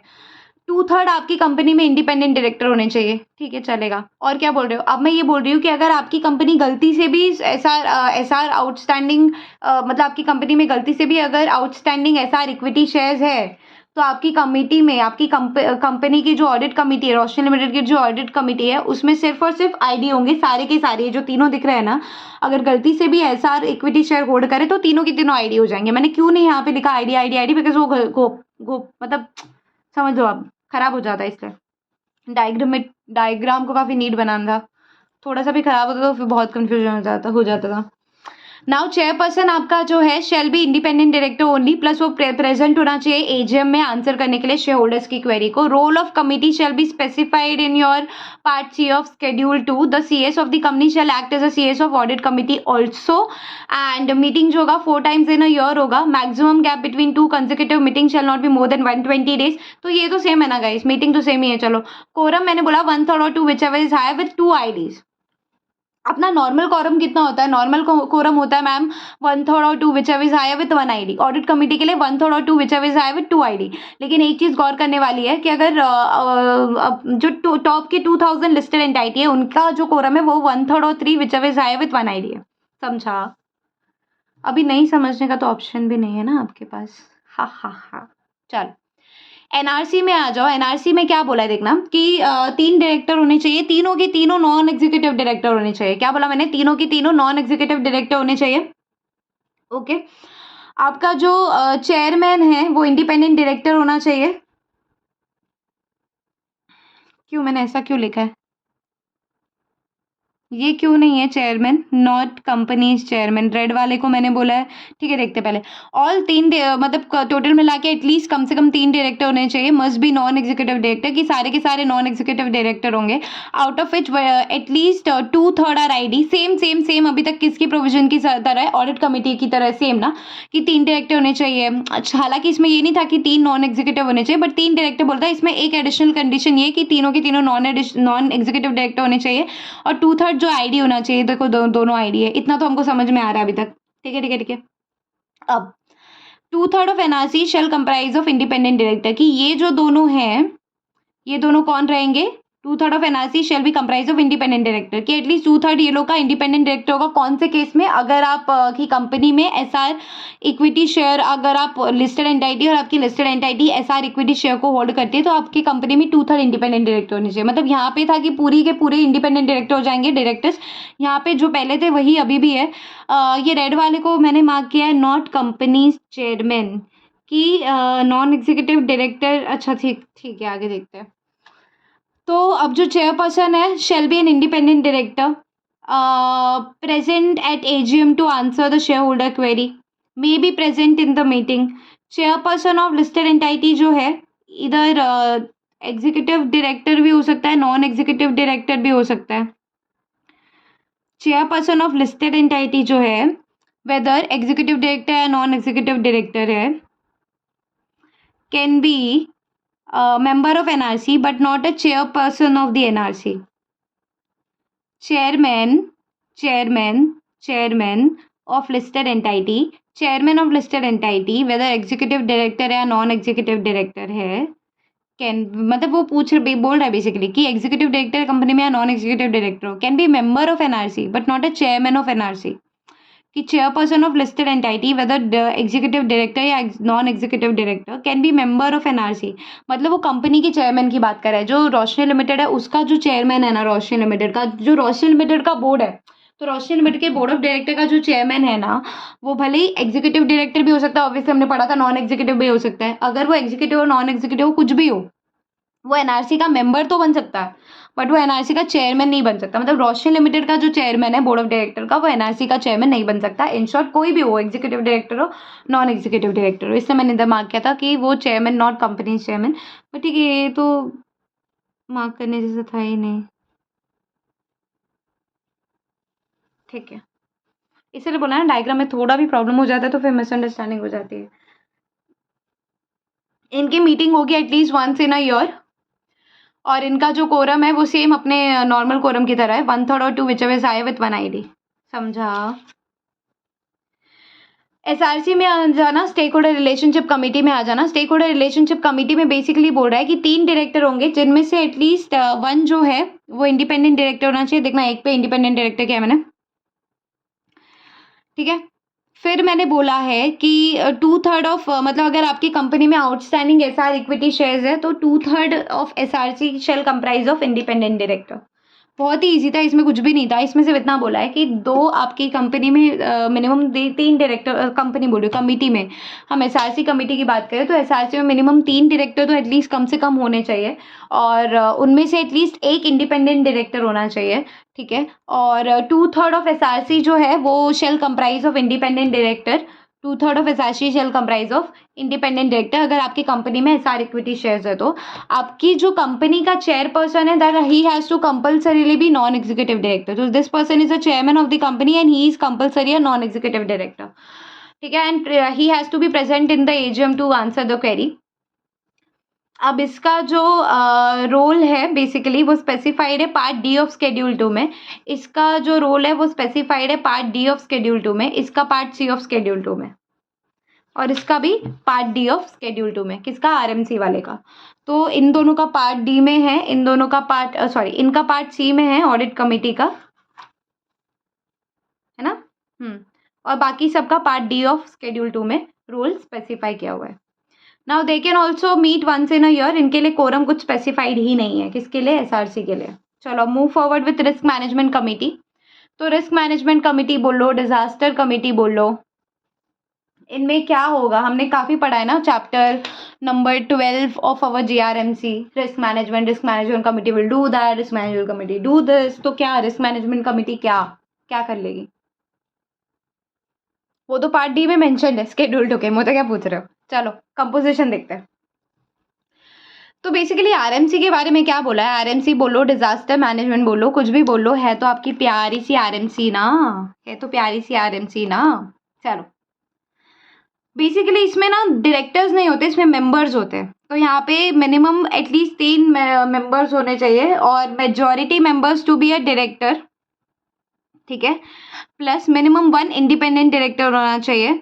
फिर ये है कि मैंडेटरी है टॉप 1000 लिस्टेड एंटाइटी के लिए ऑन द बेसिस ऑफ अपना market capitalisation on 31 March every year. इसका मतलब ये बोला है कि अगर हमको कोई पूछे कि क्या आरएमसी कंपनी बनाना मैंडेटरी है, क्या आरएमसी कंपनी बनाना, रिस्क मैनेजमेंट कमेटी बनाना क्या मैंडेटरी है? क्वेश्चन नंबर 1 मैंडेटरी है तो किन के लिए है? Question number 2 and question number 3 कि रिस्क मैनेजमेंट कमेटी का कंपोजिशन बता दो। 3 क्वेश्चन पूछा आपके एग्जाम में। क्या रिस्क मैनेजमेंट कमेटी बनाना मैंडेटरी है? अगर है तो किन के लिए है? और अगर नहीं है तो किन के लिए नहीं है? और 4th क्वेश्चन की इनका कंपोजिशन बता दो। तो सबसे पहले मैंने बताया क्वेश्चन नंबर 1 के हिसाब से, हाँ जी, रिस्क मैनेजमेंट कमेटी जो है वो मैंडेटरी होता है, लेकिन सिर्फ टॉप 1000 लिस्टेड एंटाइटीज के लिए ही होता है। रिमेनिंग कंपनीज जो है टॉप 1000 लिस्टेड एंटाइटी के अलावा, उन कंपनीज पे आरएमसी बनाना मैंडेटरी नहीं होता है, but it is advisable because फिर उसका बेनिफिट लिख दो थोड़ा थोड़ा करके, बहुत अच्छा है ये वो, ठीक है। इतना समझ में आया? नेक्स्ट क्वेश्चन की कंपोजिशन क्या होगा रिस्क मैनेजमेंट कमेटी का? तो इसका कंपोजिशन कुछ ऐसा है कि 3 ऐसे मेंबर्स होंगे जो 3 members majority member to be director plus minimum 1 ID, कि 3 मेंबर होंगे majority member to be director plus minimum 1 ID. Mandatory मैंने बताया टॉप 1000 लिस्टेड एंटिटी के लिए। मतलब अदर देन अगर डायरेक्टर्स भी आ सकते हैं क्या, जैसे सीईओ सीएफओ केएमपी आ सकते हैं क्या? क्योंकि बोला है कि 3 मेंबर्स होंगे and majority member to be a directors, majority members to be a director of the company. तो अलग जो अदर मेंबर है वो आ सकते हैं क्या? के एम पी सीईओ सीएफओ ये लोग हाँ जी आ सकते हैं। लेकिन आपकी जो रिस्क मैनेजमेंट कमिटी होगी, लेट्स से, अच्छा एग्जांपल फिर से बुक नहीं निकालना मुझे, बट ठीक है, डजंट मैटर रे। सो अंडरस्टैंड वन थिंग, रोशन लिमिटेड है, रोशन लिमिटेड ने कमिटी बनाई है आरएमसी। अब उसकी कंपोजिशन की बात चालू है। कंपोजिशन की जब हम बात कर रहे हैं तो रोशन लिमिटेड की चेयरमैन मैं ही हूँ, एग्जीक्यूटिव डायरेक्टर हूँ मैं चेयरमैन भी हूँ रोशन लिमिटेड की। अब मैं आपको बोल रही हूँ, आप लोग मेरे सारे बोर्ड ऑफ डायरेक्टर्स हो, ठीक है? अब मैं आपको बोल रही हूँ कि बोर्ड ऑफ डायरेक्टर्स मुझे मिनिमम 3 मेंबर चाहिए बेसिकली रिस्क मैनेजमेंट कमिटी में। मिनिमम तो 3 चाहिए होता है, मैं 6 लेने वाली हूँ, ठीक है? मिनिमम तो 3 होता है, मैं 6 लेने वाली हूँ आरएमसी कमिटी में। तो मुझे बता दो कि कौन-कौन आना चाहता है? तो 4 डायरेक्टर ने हाथ खड़ा किया, मैंने चारों को ले लिया। मैंने 4 डायरेक्टर ने हाथ खड़ा किया, मैंने चारों को ले लिया। अब मेरा सीईओ है, उसने भी हाथ खड़ा कर दिया, मैंने उसको भी ले लिया। सीएफओ को भी ले लिया, ठीक है? सीईओ को ले लिया, सीईओ को ले लिया, सीएफओ को भी ले लिया। 4 डायरेक्टर्स ऑलरेडी अपने, अच्छा एक काम करते हैं, इसको ऐसे करते हैं। तो बेसिकली 6 आरएमसी में कम से कम जो डायरेक्टर है वो मिनिमम 3 डायरेक्टर लगते हैं। मैंने 6 डायरेक्टर्स को लेना चाहा कंपनी में, तो 3 डायरेक्टर्स सबने हाथ खड़ा किया, तो मेरे जो ऑलरेडी डायरेक्टर है बोर्ड ऑफ डायरेक्टर कंपोजिशन के, उनमें से ही मैंने 3 डायरेक्टर्स को उठा लिया। अब एक सीईओ बोल रहा है मुझे भी आना है, उसको भी ले लिया। दूसरा सीएफओ बोल रहा है मुझे भी आना है, उसको भी ले लिया। सीएस तो खैर इस कमिटी की सीएस होगी। अब एक एमडी है, वो बोल रहा है मुझे, एमडी नहीं सॉरी, एक क्या बोल दूँ मैं, चलो एक और मेरा सीएफओ है कंपनी का, कंपनी में 2 सीएफओ है, वो बोल रहा है मुझे भी आना है, क्या मैं उसको लूँगी? This is the question. क्या मैं उसको लूँगी? मैं उसको नहीं लूँगी, क्योंकि मेरा जो मेजॉरिटी मेंबर्स है उसमें मेरा मेजॉरिटी डायरेक्टर्स होना चाहिए। इसीलिए तो ये देखो देखो ना, लिखा है ना, डायरेक्टर मैनेजर, एक मैनेजर, मतलब मेजॉरिटी मेरा डायरेक्टर होना चाहिए विथ एटलीस्ट 1 इंडिपेंडेंट डायरेक्टर। सब में विथ एटलीस्ट 1 इंडिपेंडेंट डायरेक्टर है क्या? इसमें लिखा था 2/3 आईडी होना चाहिए, इसमें लिखा था 2/3 इंडिपेंडेंट डायरेक्टर होना चाहिए, इसमें था विथ एटलीस्ट 1 इंडिपेंडेंट डायरेक्टर, इसमें विथ एटलीस्ट 1 इंडिपेंडेंट डायरेक्टर। फिर जब हम इसमें आए दैट ये वाले में, इन case listed entity has outstanding SR equity shares, इनमें तो पूरा का पूरा बोर्ड जो है ऑडिट कमेटी का वही बन जाएगा, इंडिपेंडेंट डायरेक्टर ही होना पड़ेगा। यहाँ पे 2/3 है, यहाँ पे 2/3 है, यहाँ पे भी 2/3 है, कि बाकी सारे में 2/3 इंडिपेंडेंट डायरेक्टर लगेंगे। समझ में आया इतना? फिर नेक्स्ट है that shall be a member of board of director, ये जो अपना आरएमसी है, shall B a member of board of director and senior executive of listed entity. Sorry, RMC में हम चेयरपर्सन की बात कर रहे हैं, जो चेयरमैन होगा he has to be a member of the board of director and senior executive of the listed entity. मतलब हम अपने आरएमसी में किसी को भी चेयरमैन नहीं बना सकते, वो एटलीस्ट डायरेक्टर होना चाहिए, या बोर्ड ऑफ डायरेक्टर्स का मेंबर बोलो, डायरेक्टर बोलो, वो दोनों में से कोई एक होना चाहिए। The board of director shell, मतलब इसमें से एक member and senior executive of listed entity, मतलब सीनियर एग्जीक्यूटिव ले सकते हैं। The board of directors shall define role, responsibility of RMC, risk management plan, the cyber security, risk assessment and risk minimization, mitigation, जो जो chapter 12 में पढ़ा है सब घुसा दो, ठीक है? अब इसको जो मीटिंग होती है वो at least twice in a year करना होता है, और maximum gap not more than 180 days होता है। और इसका कोरम जो है वो एग्जैक्टली लाइक ऑडिट कमिटी है, 1/3 और 2 विच एवर इज हायर, नहीं सॉरी, अपने नॉर्मल की तरह 1/3 और 2 whichever is higher with 190। So इसका सिर्फ मीटिंग ट्वाइस होगा, और मीटिंग में 180 डेज से ज़्यादा का गैप नहीं हो सकता। तो अब ये सी चीज़ें लर्निंग वाले, अब इसमें और क्या ही बता सकते हो, ज़्यादा स्क्रीनशॉट लेना है आपको तो ले लेना इसका। और प्लीज़ मुझे कोई भी अभी नोट्स के लिए मत मैसेज करना, मैंने बहुत सारे लोगों को नोट शेयर किया है। अब मैं exams, exams are nearby, मैं अब या तो लेक्चर बना हुआ है तो नोट्स से शेयर करते बैठूँ, बहुत सारे नोट्स हैं। I really can't do that. You can take a screenshot, you can write on your own, ठीक है? अब एक ये पेज करना है हमको, ये वाला पूरा पेज कंप्लीट हो गया। ये हमने देखना, सबसे पहले हमने गवर्नेंस का पढ़ा, कॉर्पोरेट गवर्नेंस में क्या एप्लीकेबल होगा।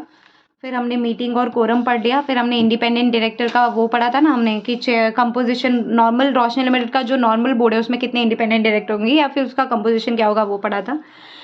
फिर अभी हमको ये चीज़ें पढ़ना बाकी है, मतलब ये नहीं हुआ है, चलो ये सिर्फ इतना पढ़ना बाकी है। ये वाला एक तो ये बाकी है, एक ये पूरा पढ़ना बाकी है। इसके अलावा फिर बहुत सारा है बुक में। पहले विजुअल मैकेनिज्म पढ़ लेते हैं क्या। देखो, विजुअल मैकेनिज्म में सिर्फ 3 चीज़ें बोली है कि आपका जो डायरेक्टर्स है कंपनी का या फिर जो रोशनी लिमिटेड का एम्प्लॉइज़ है, उसको जेन्युइन कंसर्न जो है वो रिपोर्ट करने। तो listed entity shall formulate a visual mechanism for directors and employees to report the genuine concern, ठीक है। एडिक्वेट सेफगार्ड देना पड़ेगा अपने एम्प्लॉय को, डायरेक्टर को, अगेंस्ट द विक्टिमाइजेशन। फिर है लिस्टेड एंटिटी जो है बेसिकली अपने जो भी विसल ब्लोअर रहेगा या फिर जो भी जिसने भी बोला रहेगा चीज़ें, उसको डायरेक्ट एक्सेस भी देगी चेयरमैन ऑफ ऑडिट कमेटी के पास। चला का है, चलो बीच बीच में थोड़ी मस्ती करनी पड़ती है ना, आप लोग छोटे छोटे बच्चे हो कैसे। और मैं भी थक जाती हूँ थोड़ा थोड़ा। चलो ये वाला करते क्या। SEBI loader 2511 basically says that कि इंडिपेंडेंट डायरेक्टर अगर रिजाइन करता है लिस्टेड एंटिटी से तो उसको आप अपॉइंट नहीं कर सकते एज योर WTD या फिर एग्जीक्यूटिव डायरेक्टर, ना ही खुद की कंपनी में, ना ही अपने ऑब्वियसली ना ही अपने लिस्टेड एंटिटी में, ना ही होल्डिंग सब्सिडरी, एसोसिएट या प्रमोटर ग्रुप कहीं पे भी लिस्टिंग नहीं कर सकते। एटलीस्ट 1 साल का कूलिंग पीरियड है। 1 साल की बात करना चाहोगे तो कर सकते हो, लेकिन 1 साल तक नहीं कर सकते हो। फिर यहाँ पर देखना क्या बोला है, listed entities shall not appoint और continue the directorship of non executive director. ये already we have done it, so cut it. दो बार एक चीज़ करके मतलब नहीं है। 1 अप्रैल 20 से बोर्ड ऑफ डायरेक्टर का टॉप 2000 लिस्टेड एंटिटी, ये भी कर चुके हैं। फिर कैसा रिपीटेशन होता है ना, तो फिर ये भी हो गया रहेगा मुझे लगता है।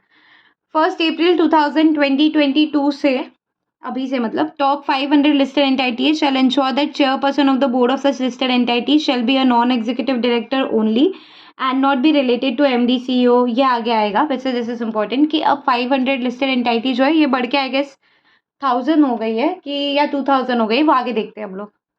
उसमें जो है वो बन नहीं सकती, क्या नहीं बन सकती, ED जो है वो नहीं बन सकते। उनको टॉप में बता ही देती हूँ आप लोगों को, छोड़ो क्यों ही सस्पेंस रखो, होल्ड करना ज़रा।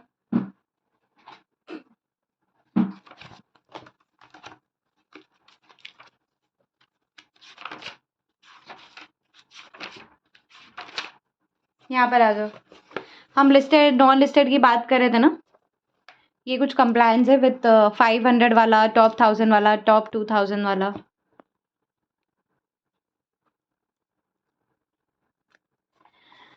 देखना यहाँ पर क्या बोल रहा है कि टॉप 500 लिस्टेड एंटिटी के लिए क्या है कि जो विथ इफेक्ट फ्रॉम 1 अप्रैल 2022, मतलब अभी जो अप्रैल गया है वहाँ की बात है कि वहाँ पे एटलीस्ट 500, मतलब ये अभी जो चेयरमैन है 500 लिस्टेड एंटिटी का टॉप, वो नॉन एग्जीक्यूटिव डायरेक्टर ही रहेगा and also not related to MD या फिर CEO as per your relative का जो भी डेफिनेशन है आपके कंपनीज एक्ट के सेक्शंस में। टॉप 1000 लिस्टेड एंटिटी में एटलीस्ट एक इंडिपेंडेंट वुमेन डायरेक्टर रहेगी 1 अप्रैल 2020 से, और DNO insurance for all director रखा है। अब डायरेक्टर का रिस्क कितना लेना है, DNO इंश्योरेंस में रिस्क का क्वांटम कितना होगा, वो आपका बोर्ड ऑफ डायरेक्टर डिसाइड कर सकता है। टॉप 2000 लिस्टेड एंटिटी जो है, तो board of director with effect from 1 April 2020 comprise होंगे नॉट लेस देन 6 डायरेक्टर्स। ये पढ़ा चुकी हूँ मैं आपको। टॉप 2000 लिस्टेड एंटिटी की बात करिए कि आपके टॉप 2000 लिस्टेड एंटिटी में जो बोर्ड ऑफ डायरेक्टर है, नॉर्मली सब जगह मिनिमम 3 होते हैं, 3 डायरेक्टर्स होने चाहिए, यहाँ पे 6 डायरेक्टर कंपलसरी है। Quantum for every quorum for every meeting of board of director with effect from 1 April 2020, one third of total strength of 3 with 1 ID।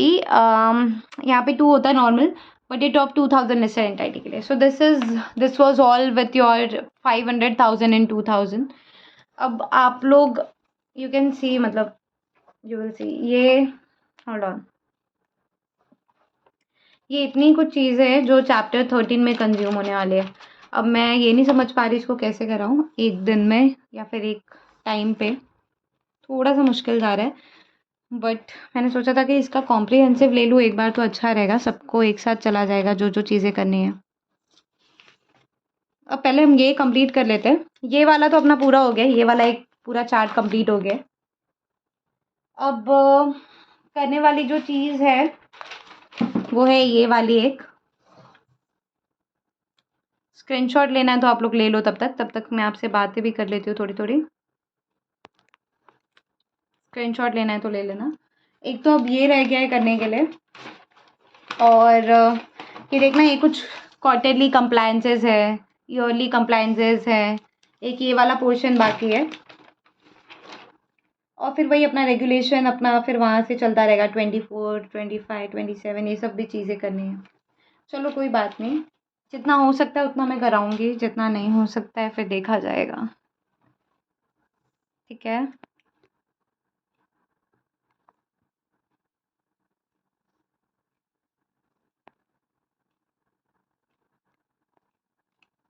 चलो फिर चलो, तो बेसिकली अभी क्या बोल रहा है, प्रोवाइडेड दैट अगर आप अपॉइंटमेंट कर रहे हो या रीअपॉइंटमेंट करना चाहते हो मैनेजिंग डायरेक्टर का, होल टाइम डायरेक्टर का या फिर मैनेजर का, जो कि जिसका रिजेक्शन कर दिया था पहले शेयर होल्डर से, जब आप उनको अपॉइंट करना चाह रहे थे, पहले शेयर होल्डर ने रिजेक्ट कर दिया था कि इसको मत बनाओ कंपनी का director what ever at the general meeting. अगर आप उनको फिर से लाना चाहते हो तो आपको prior approval of share holder, फिर से फ्रेश अप्रूवल आपको ऑब्टेन करना पड़ेगा। Provided further that explanatory statement shall contain detailed explanation and justification by NRC and Board of Director for recommending such person for appointment। तो दो चीज़ें हैं, दो कंप्लायंस के बारे में बात की गई है कि एक डायरेक्टर है, आप उसको अपॉइंट करना चाहते हो, शेयर होल्डर ने पहले ही मना कर दिया नहीं अपॉइंट करना, भाई शेयर होल्डर हम ओनर है कंपनी के, हम बोल रहे नहीं करने का तो नहीं करने का, समझ आई।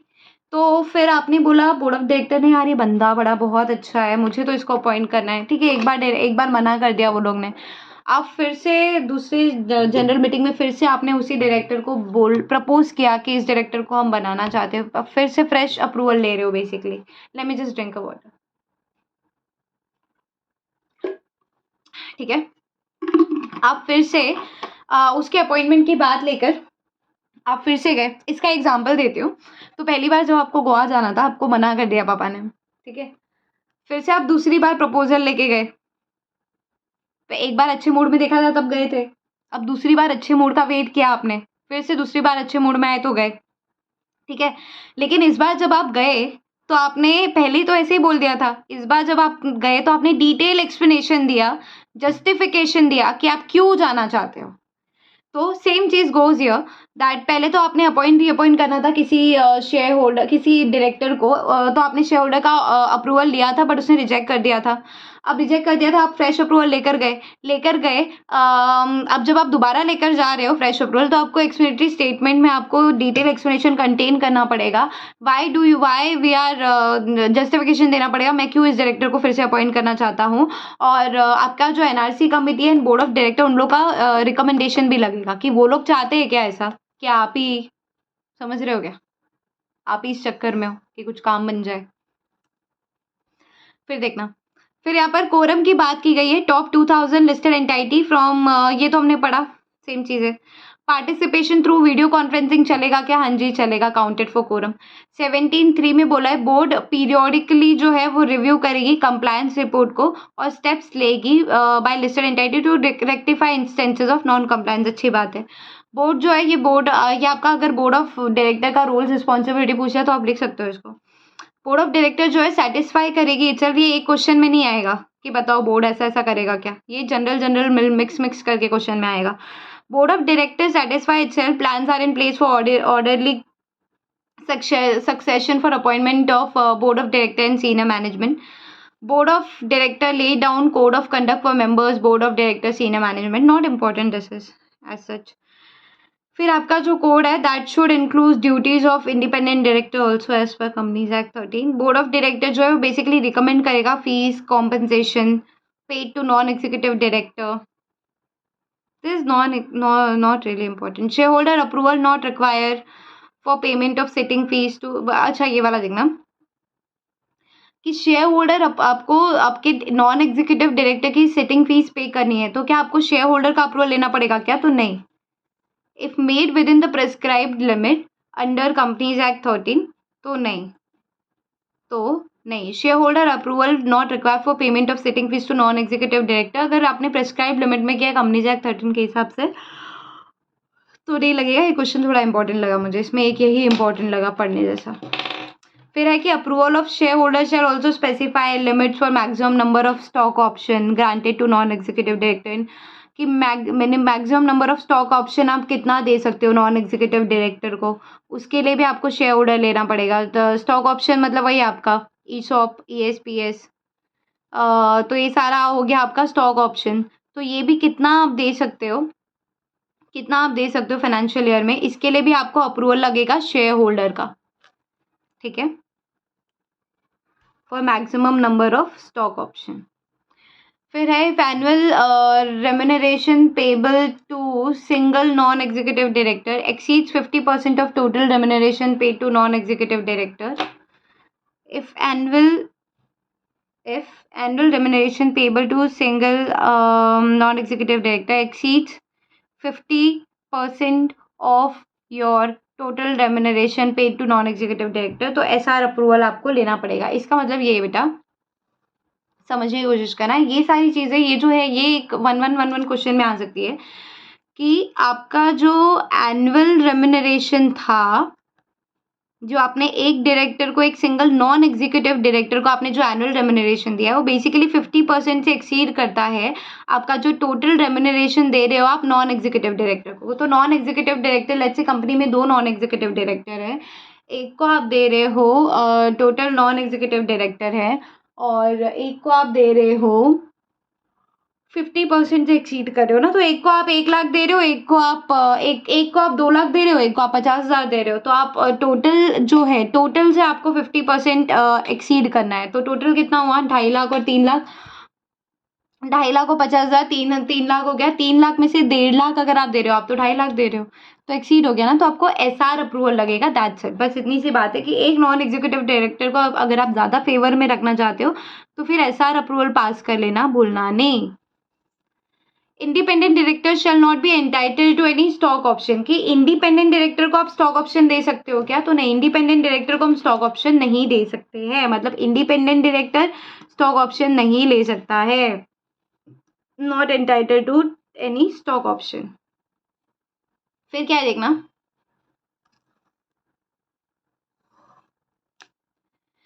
फी compensation payable to executive director who are partner या फिर मेंबर ऑफ प्रमोटर या फिर मेंबर ऑफ पार्टनर या फिर member of promoter group shall be subject to approval by SR if, अगर ये लिमिट से एक्सीड करते हैं। बट ये किस लिमिट की बात की गई है देखना, पढ़ो इसको जरा एक बार, 7E वाला पॉइंट पढ़ना क्या लिखा है कि आप किसी को फीस दे रहे हो या आप कॉम्पनसेशन दे रहे हो, फीस दे रहे हो या कॉम्पनसेशन दे रहे हो किसको? तो एग्जीक्यूटिव डायरेक्टर को, who are a partner member of promoter group shall be subject to approval by SR if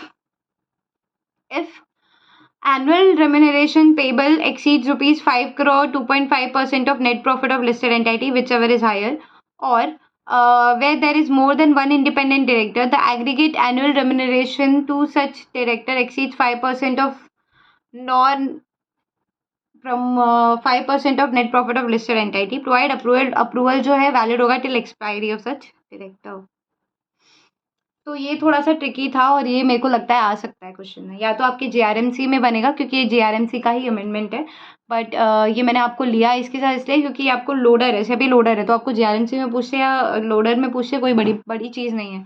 ये वाला ध्यान से समझने की कोशिश करना कि आप किसी भी डायरेक्टर को फीस देना चाहते हो, कॉम्पनसेशन देना चाहते हो, किसी भी, तो किसको? एग्जीक्यूटिव डायरेक्टर को, जो कि पार्टनर या फिर मेंबर है प्रमोटर ग्रुप का, जो कि पार्टनर या मेंबर है प्रमोटर या प्रमोटर ग्रुप का, तो उसको एसआर अप्रूवल लगेगा।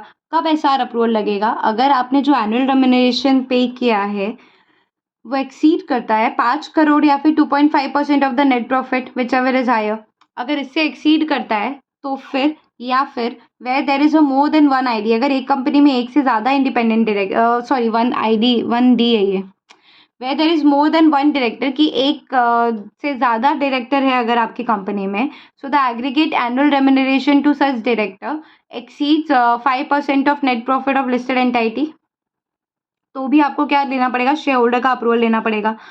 ठीक है, provided approval valid till expiry of such director, मतलब दो ही चीज़ बोली है कि अगर आप फीस या कॉम्पनसेशन देना चाह रहे हो किसी डायरेक्टर को, एग्जीक्यूटिव डायरेक्टर को, जो कि रिलेटेड है प्रमोटर या फिर प्रमोटर ग्रुप से, तो उसके लिए आपको एसआर पास कराना पड़ेगा।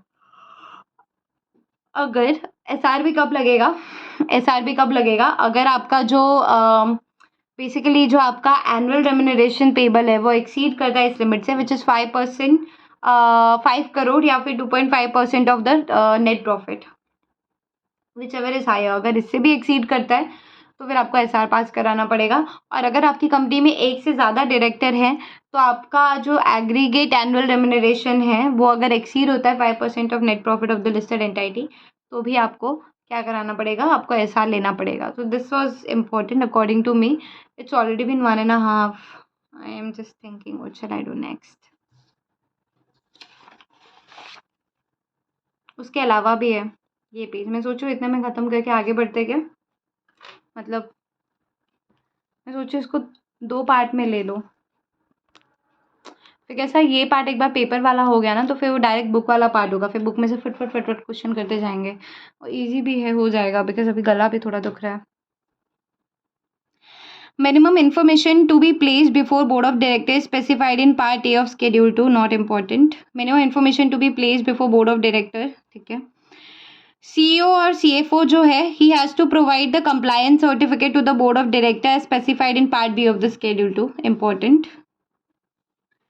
Listed entity has to lay down procedure to inform members of the board of director about risk assessment and minimization procedure, ठीक है। फिर दिया है बीओडी जो है वो रिस्पॉन्सिबल होंगे for framing, implementing, monitoring the risk management plan for listed entity. The evaluation of independent director shall be done by entire board, okay, very nice. Performance of director, independence criteria सब आप check करोगे independent director का। फिर है that explanatory statement for each items of special business to be transacted at general meeting shall also be set for the recommendation to the shareholder on each of the specific items. क्या बोला, that explanatory statement for each item of special business to be transacted at general meeting shall also be set for the recommendation to the shareholder on each of the specific items. Same thing है कि हर एक specific item पे आप क्या लगा दोगे, explanatory statement. ये वाला थोड़ा इंपॉर्टेंट है दैट जो मॉनिटरिंग एजेंसी अमेंडमेंट वाला पार्ट है, मॉनिटरिंग एजेंसी है अगर आपकी कंपनी में, तो अगर आपकी कंपनी जो है वो ऑब्वियसली उसमें मॉनिटरिंग एजेंसी है, लिस्टेड कंपनी है, आप उसे क्वार्टरली जो है रिसीव करोगे, क्या रिपोर्ट रिसीव करोगे। जैसे ही आपने वो रिपोर्ट रिसीव किया उसको आपको दे देना है किसको, ऑडिट कमेटी को, promptly dissemination distribute submission, sorry. फिर issuance of duplicate certificate in demat form only, duplicate certificate देना है, किसी को भी देना है डुप्लीकेट में ही, डीमेट में ही दे सकते हो। और transfer of the share, transmission या फिर ट्रांसपोजिशन जो है वो आप डीमेट में कर सकते हो। पहले ऐसा था कि सिर्फ शेयर आप डीमेट में कर लो, बाकी ट्रांसमिशन आप कर सकते थे आरमेट से, बट अब ऐसा नहीं है, सारा का सारा डीमेट से ही होगा। समझा इतना? सो आई होप इतना समझ में आया होगा आपको। मैं क्या करूँ अभी ना हमको बेसिकली इतना और करना है, लिखना रेगुलेशन 29, 30, 24, ये सारी चीज़ें थोड़ी और करनी है। ये तो काफ़ी हद तक हो गई है, ये सब चीज़ें तो हो गई है अपनी। अब नोटबुक वाली चीज़ बाकी है। आई एम जस्ट थिंकिंग कि क्या करना चाहिए, there is a lot of thing. एक तो वो है क्वार्टरली और हाफ ईयरली तो खैर ख़त्म ही हो गया पूरा, एक बाकी है उसमें, और ईयरली और इवेंट बेस्ड कंप्लायंस। अगर ये हो जाएगा तो उसके बाद बुक में कुछ नहीं है, फिर बहुत छोटे हैं। अभी क्या कर रहा हूँ मैं, ये करवा नहीं पाऊँगी, अभी मेरी तबीयत ठीक नहीं लग रही। मैं सोचू ये बुक वाला आपको जो है बाद में करा देती हूँ। इसमें क्या है देखना, मैं एक बार शॉर्टकट में आपको बता देती हूँ। इसमें बेसिकली रेगुलेशन 4 के बारे में जो थियोरेटिकल क्वेश्चन है जो आते हैं ना, थ्योरेटिकल क्वेश्चन है, एक तो वो है, वो भी मैंने सोचा था आपको ले लूँगी।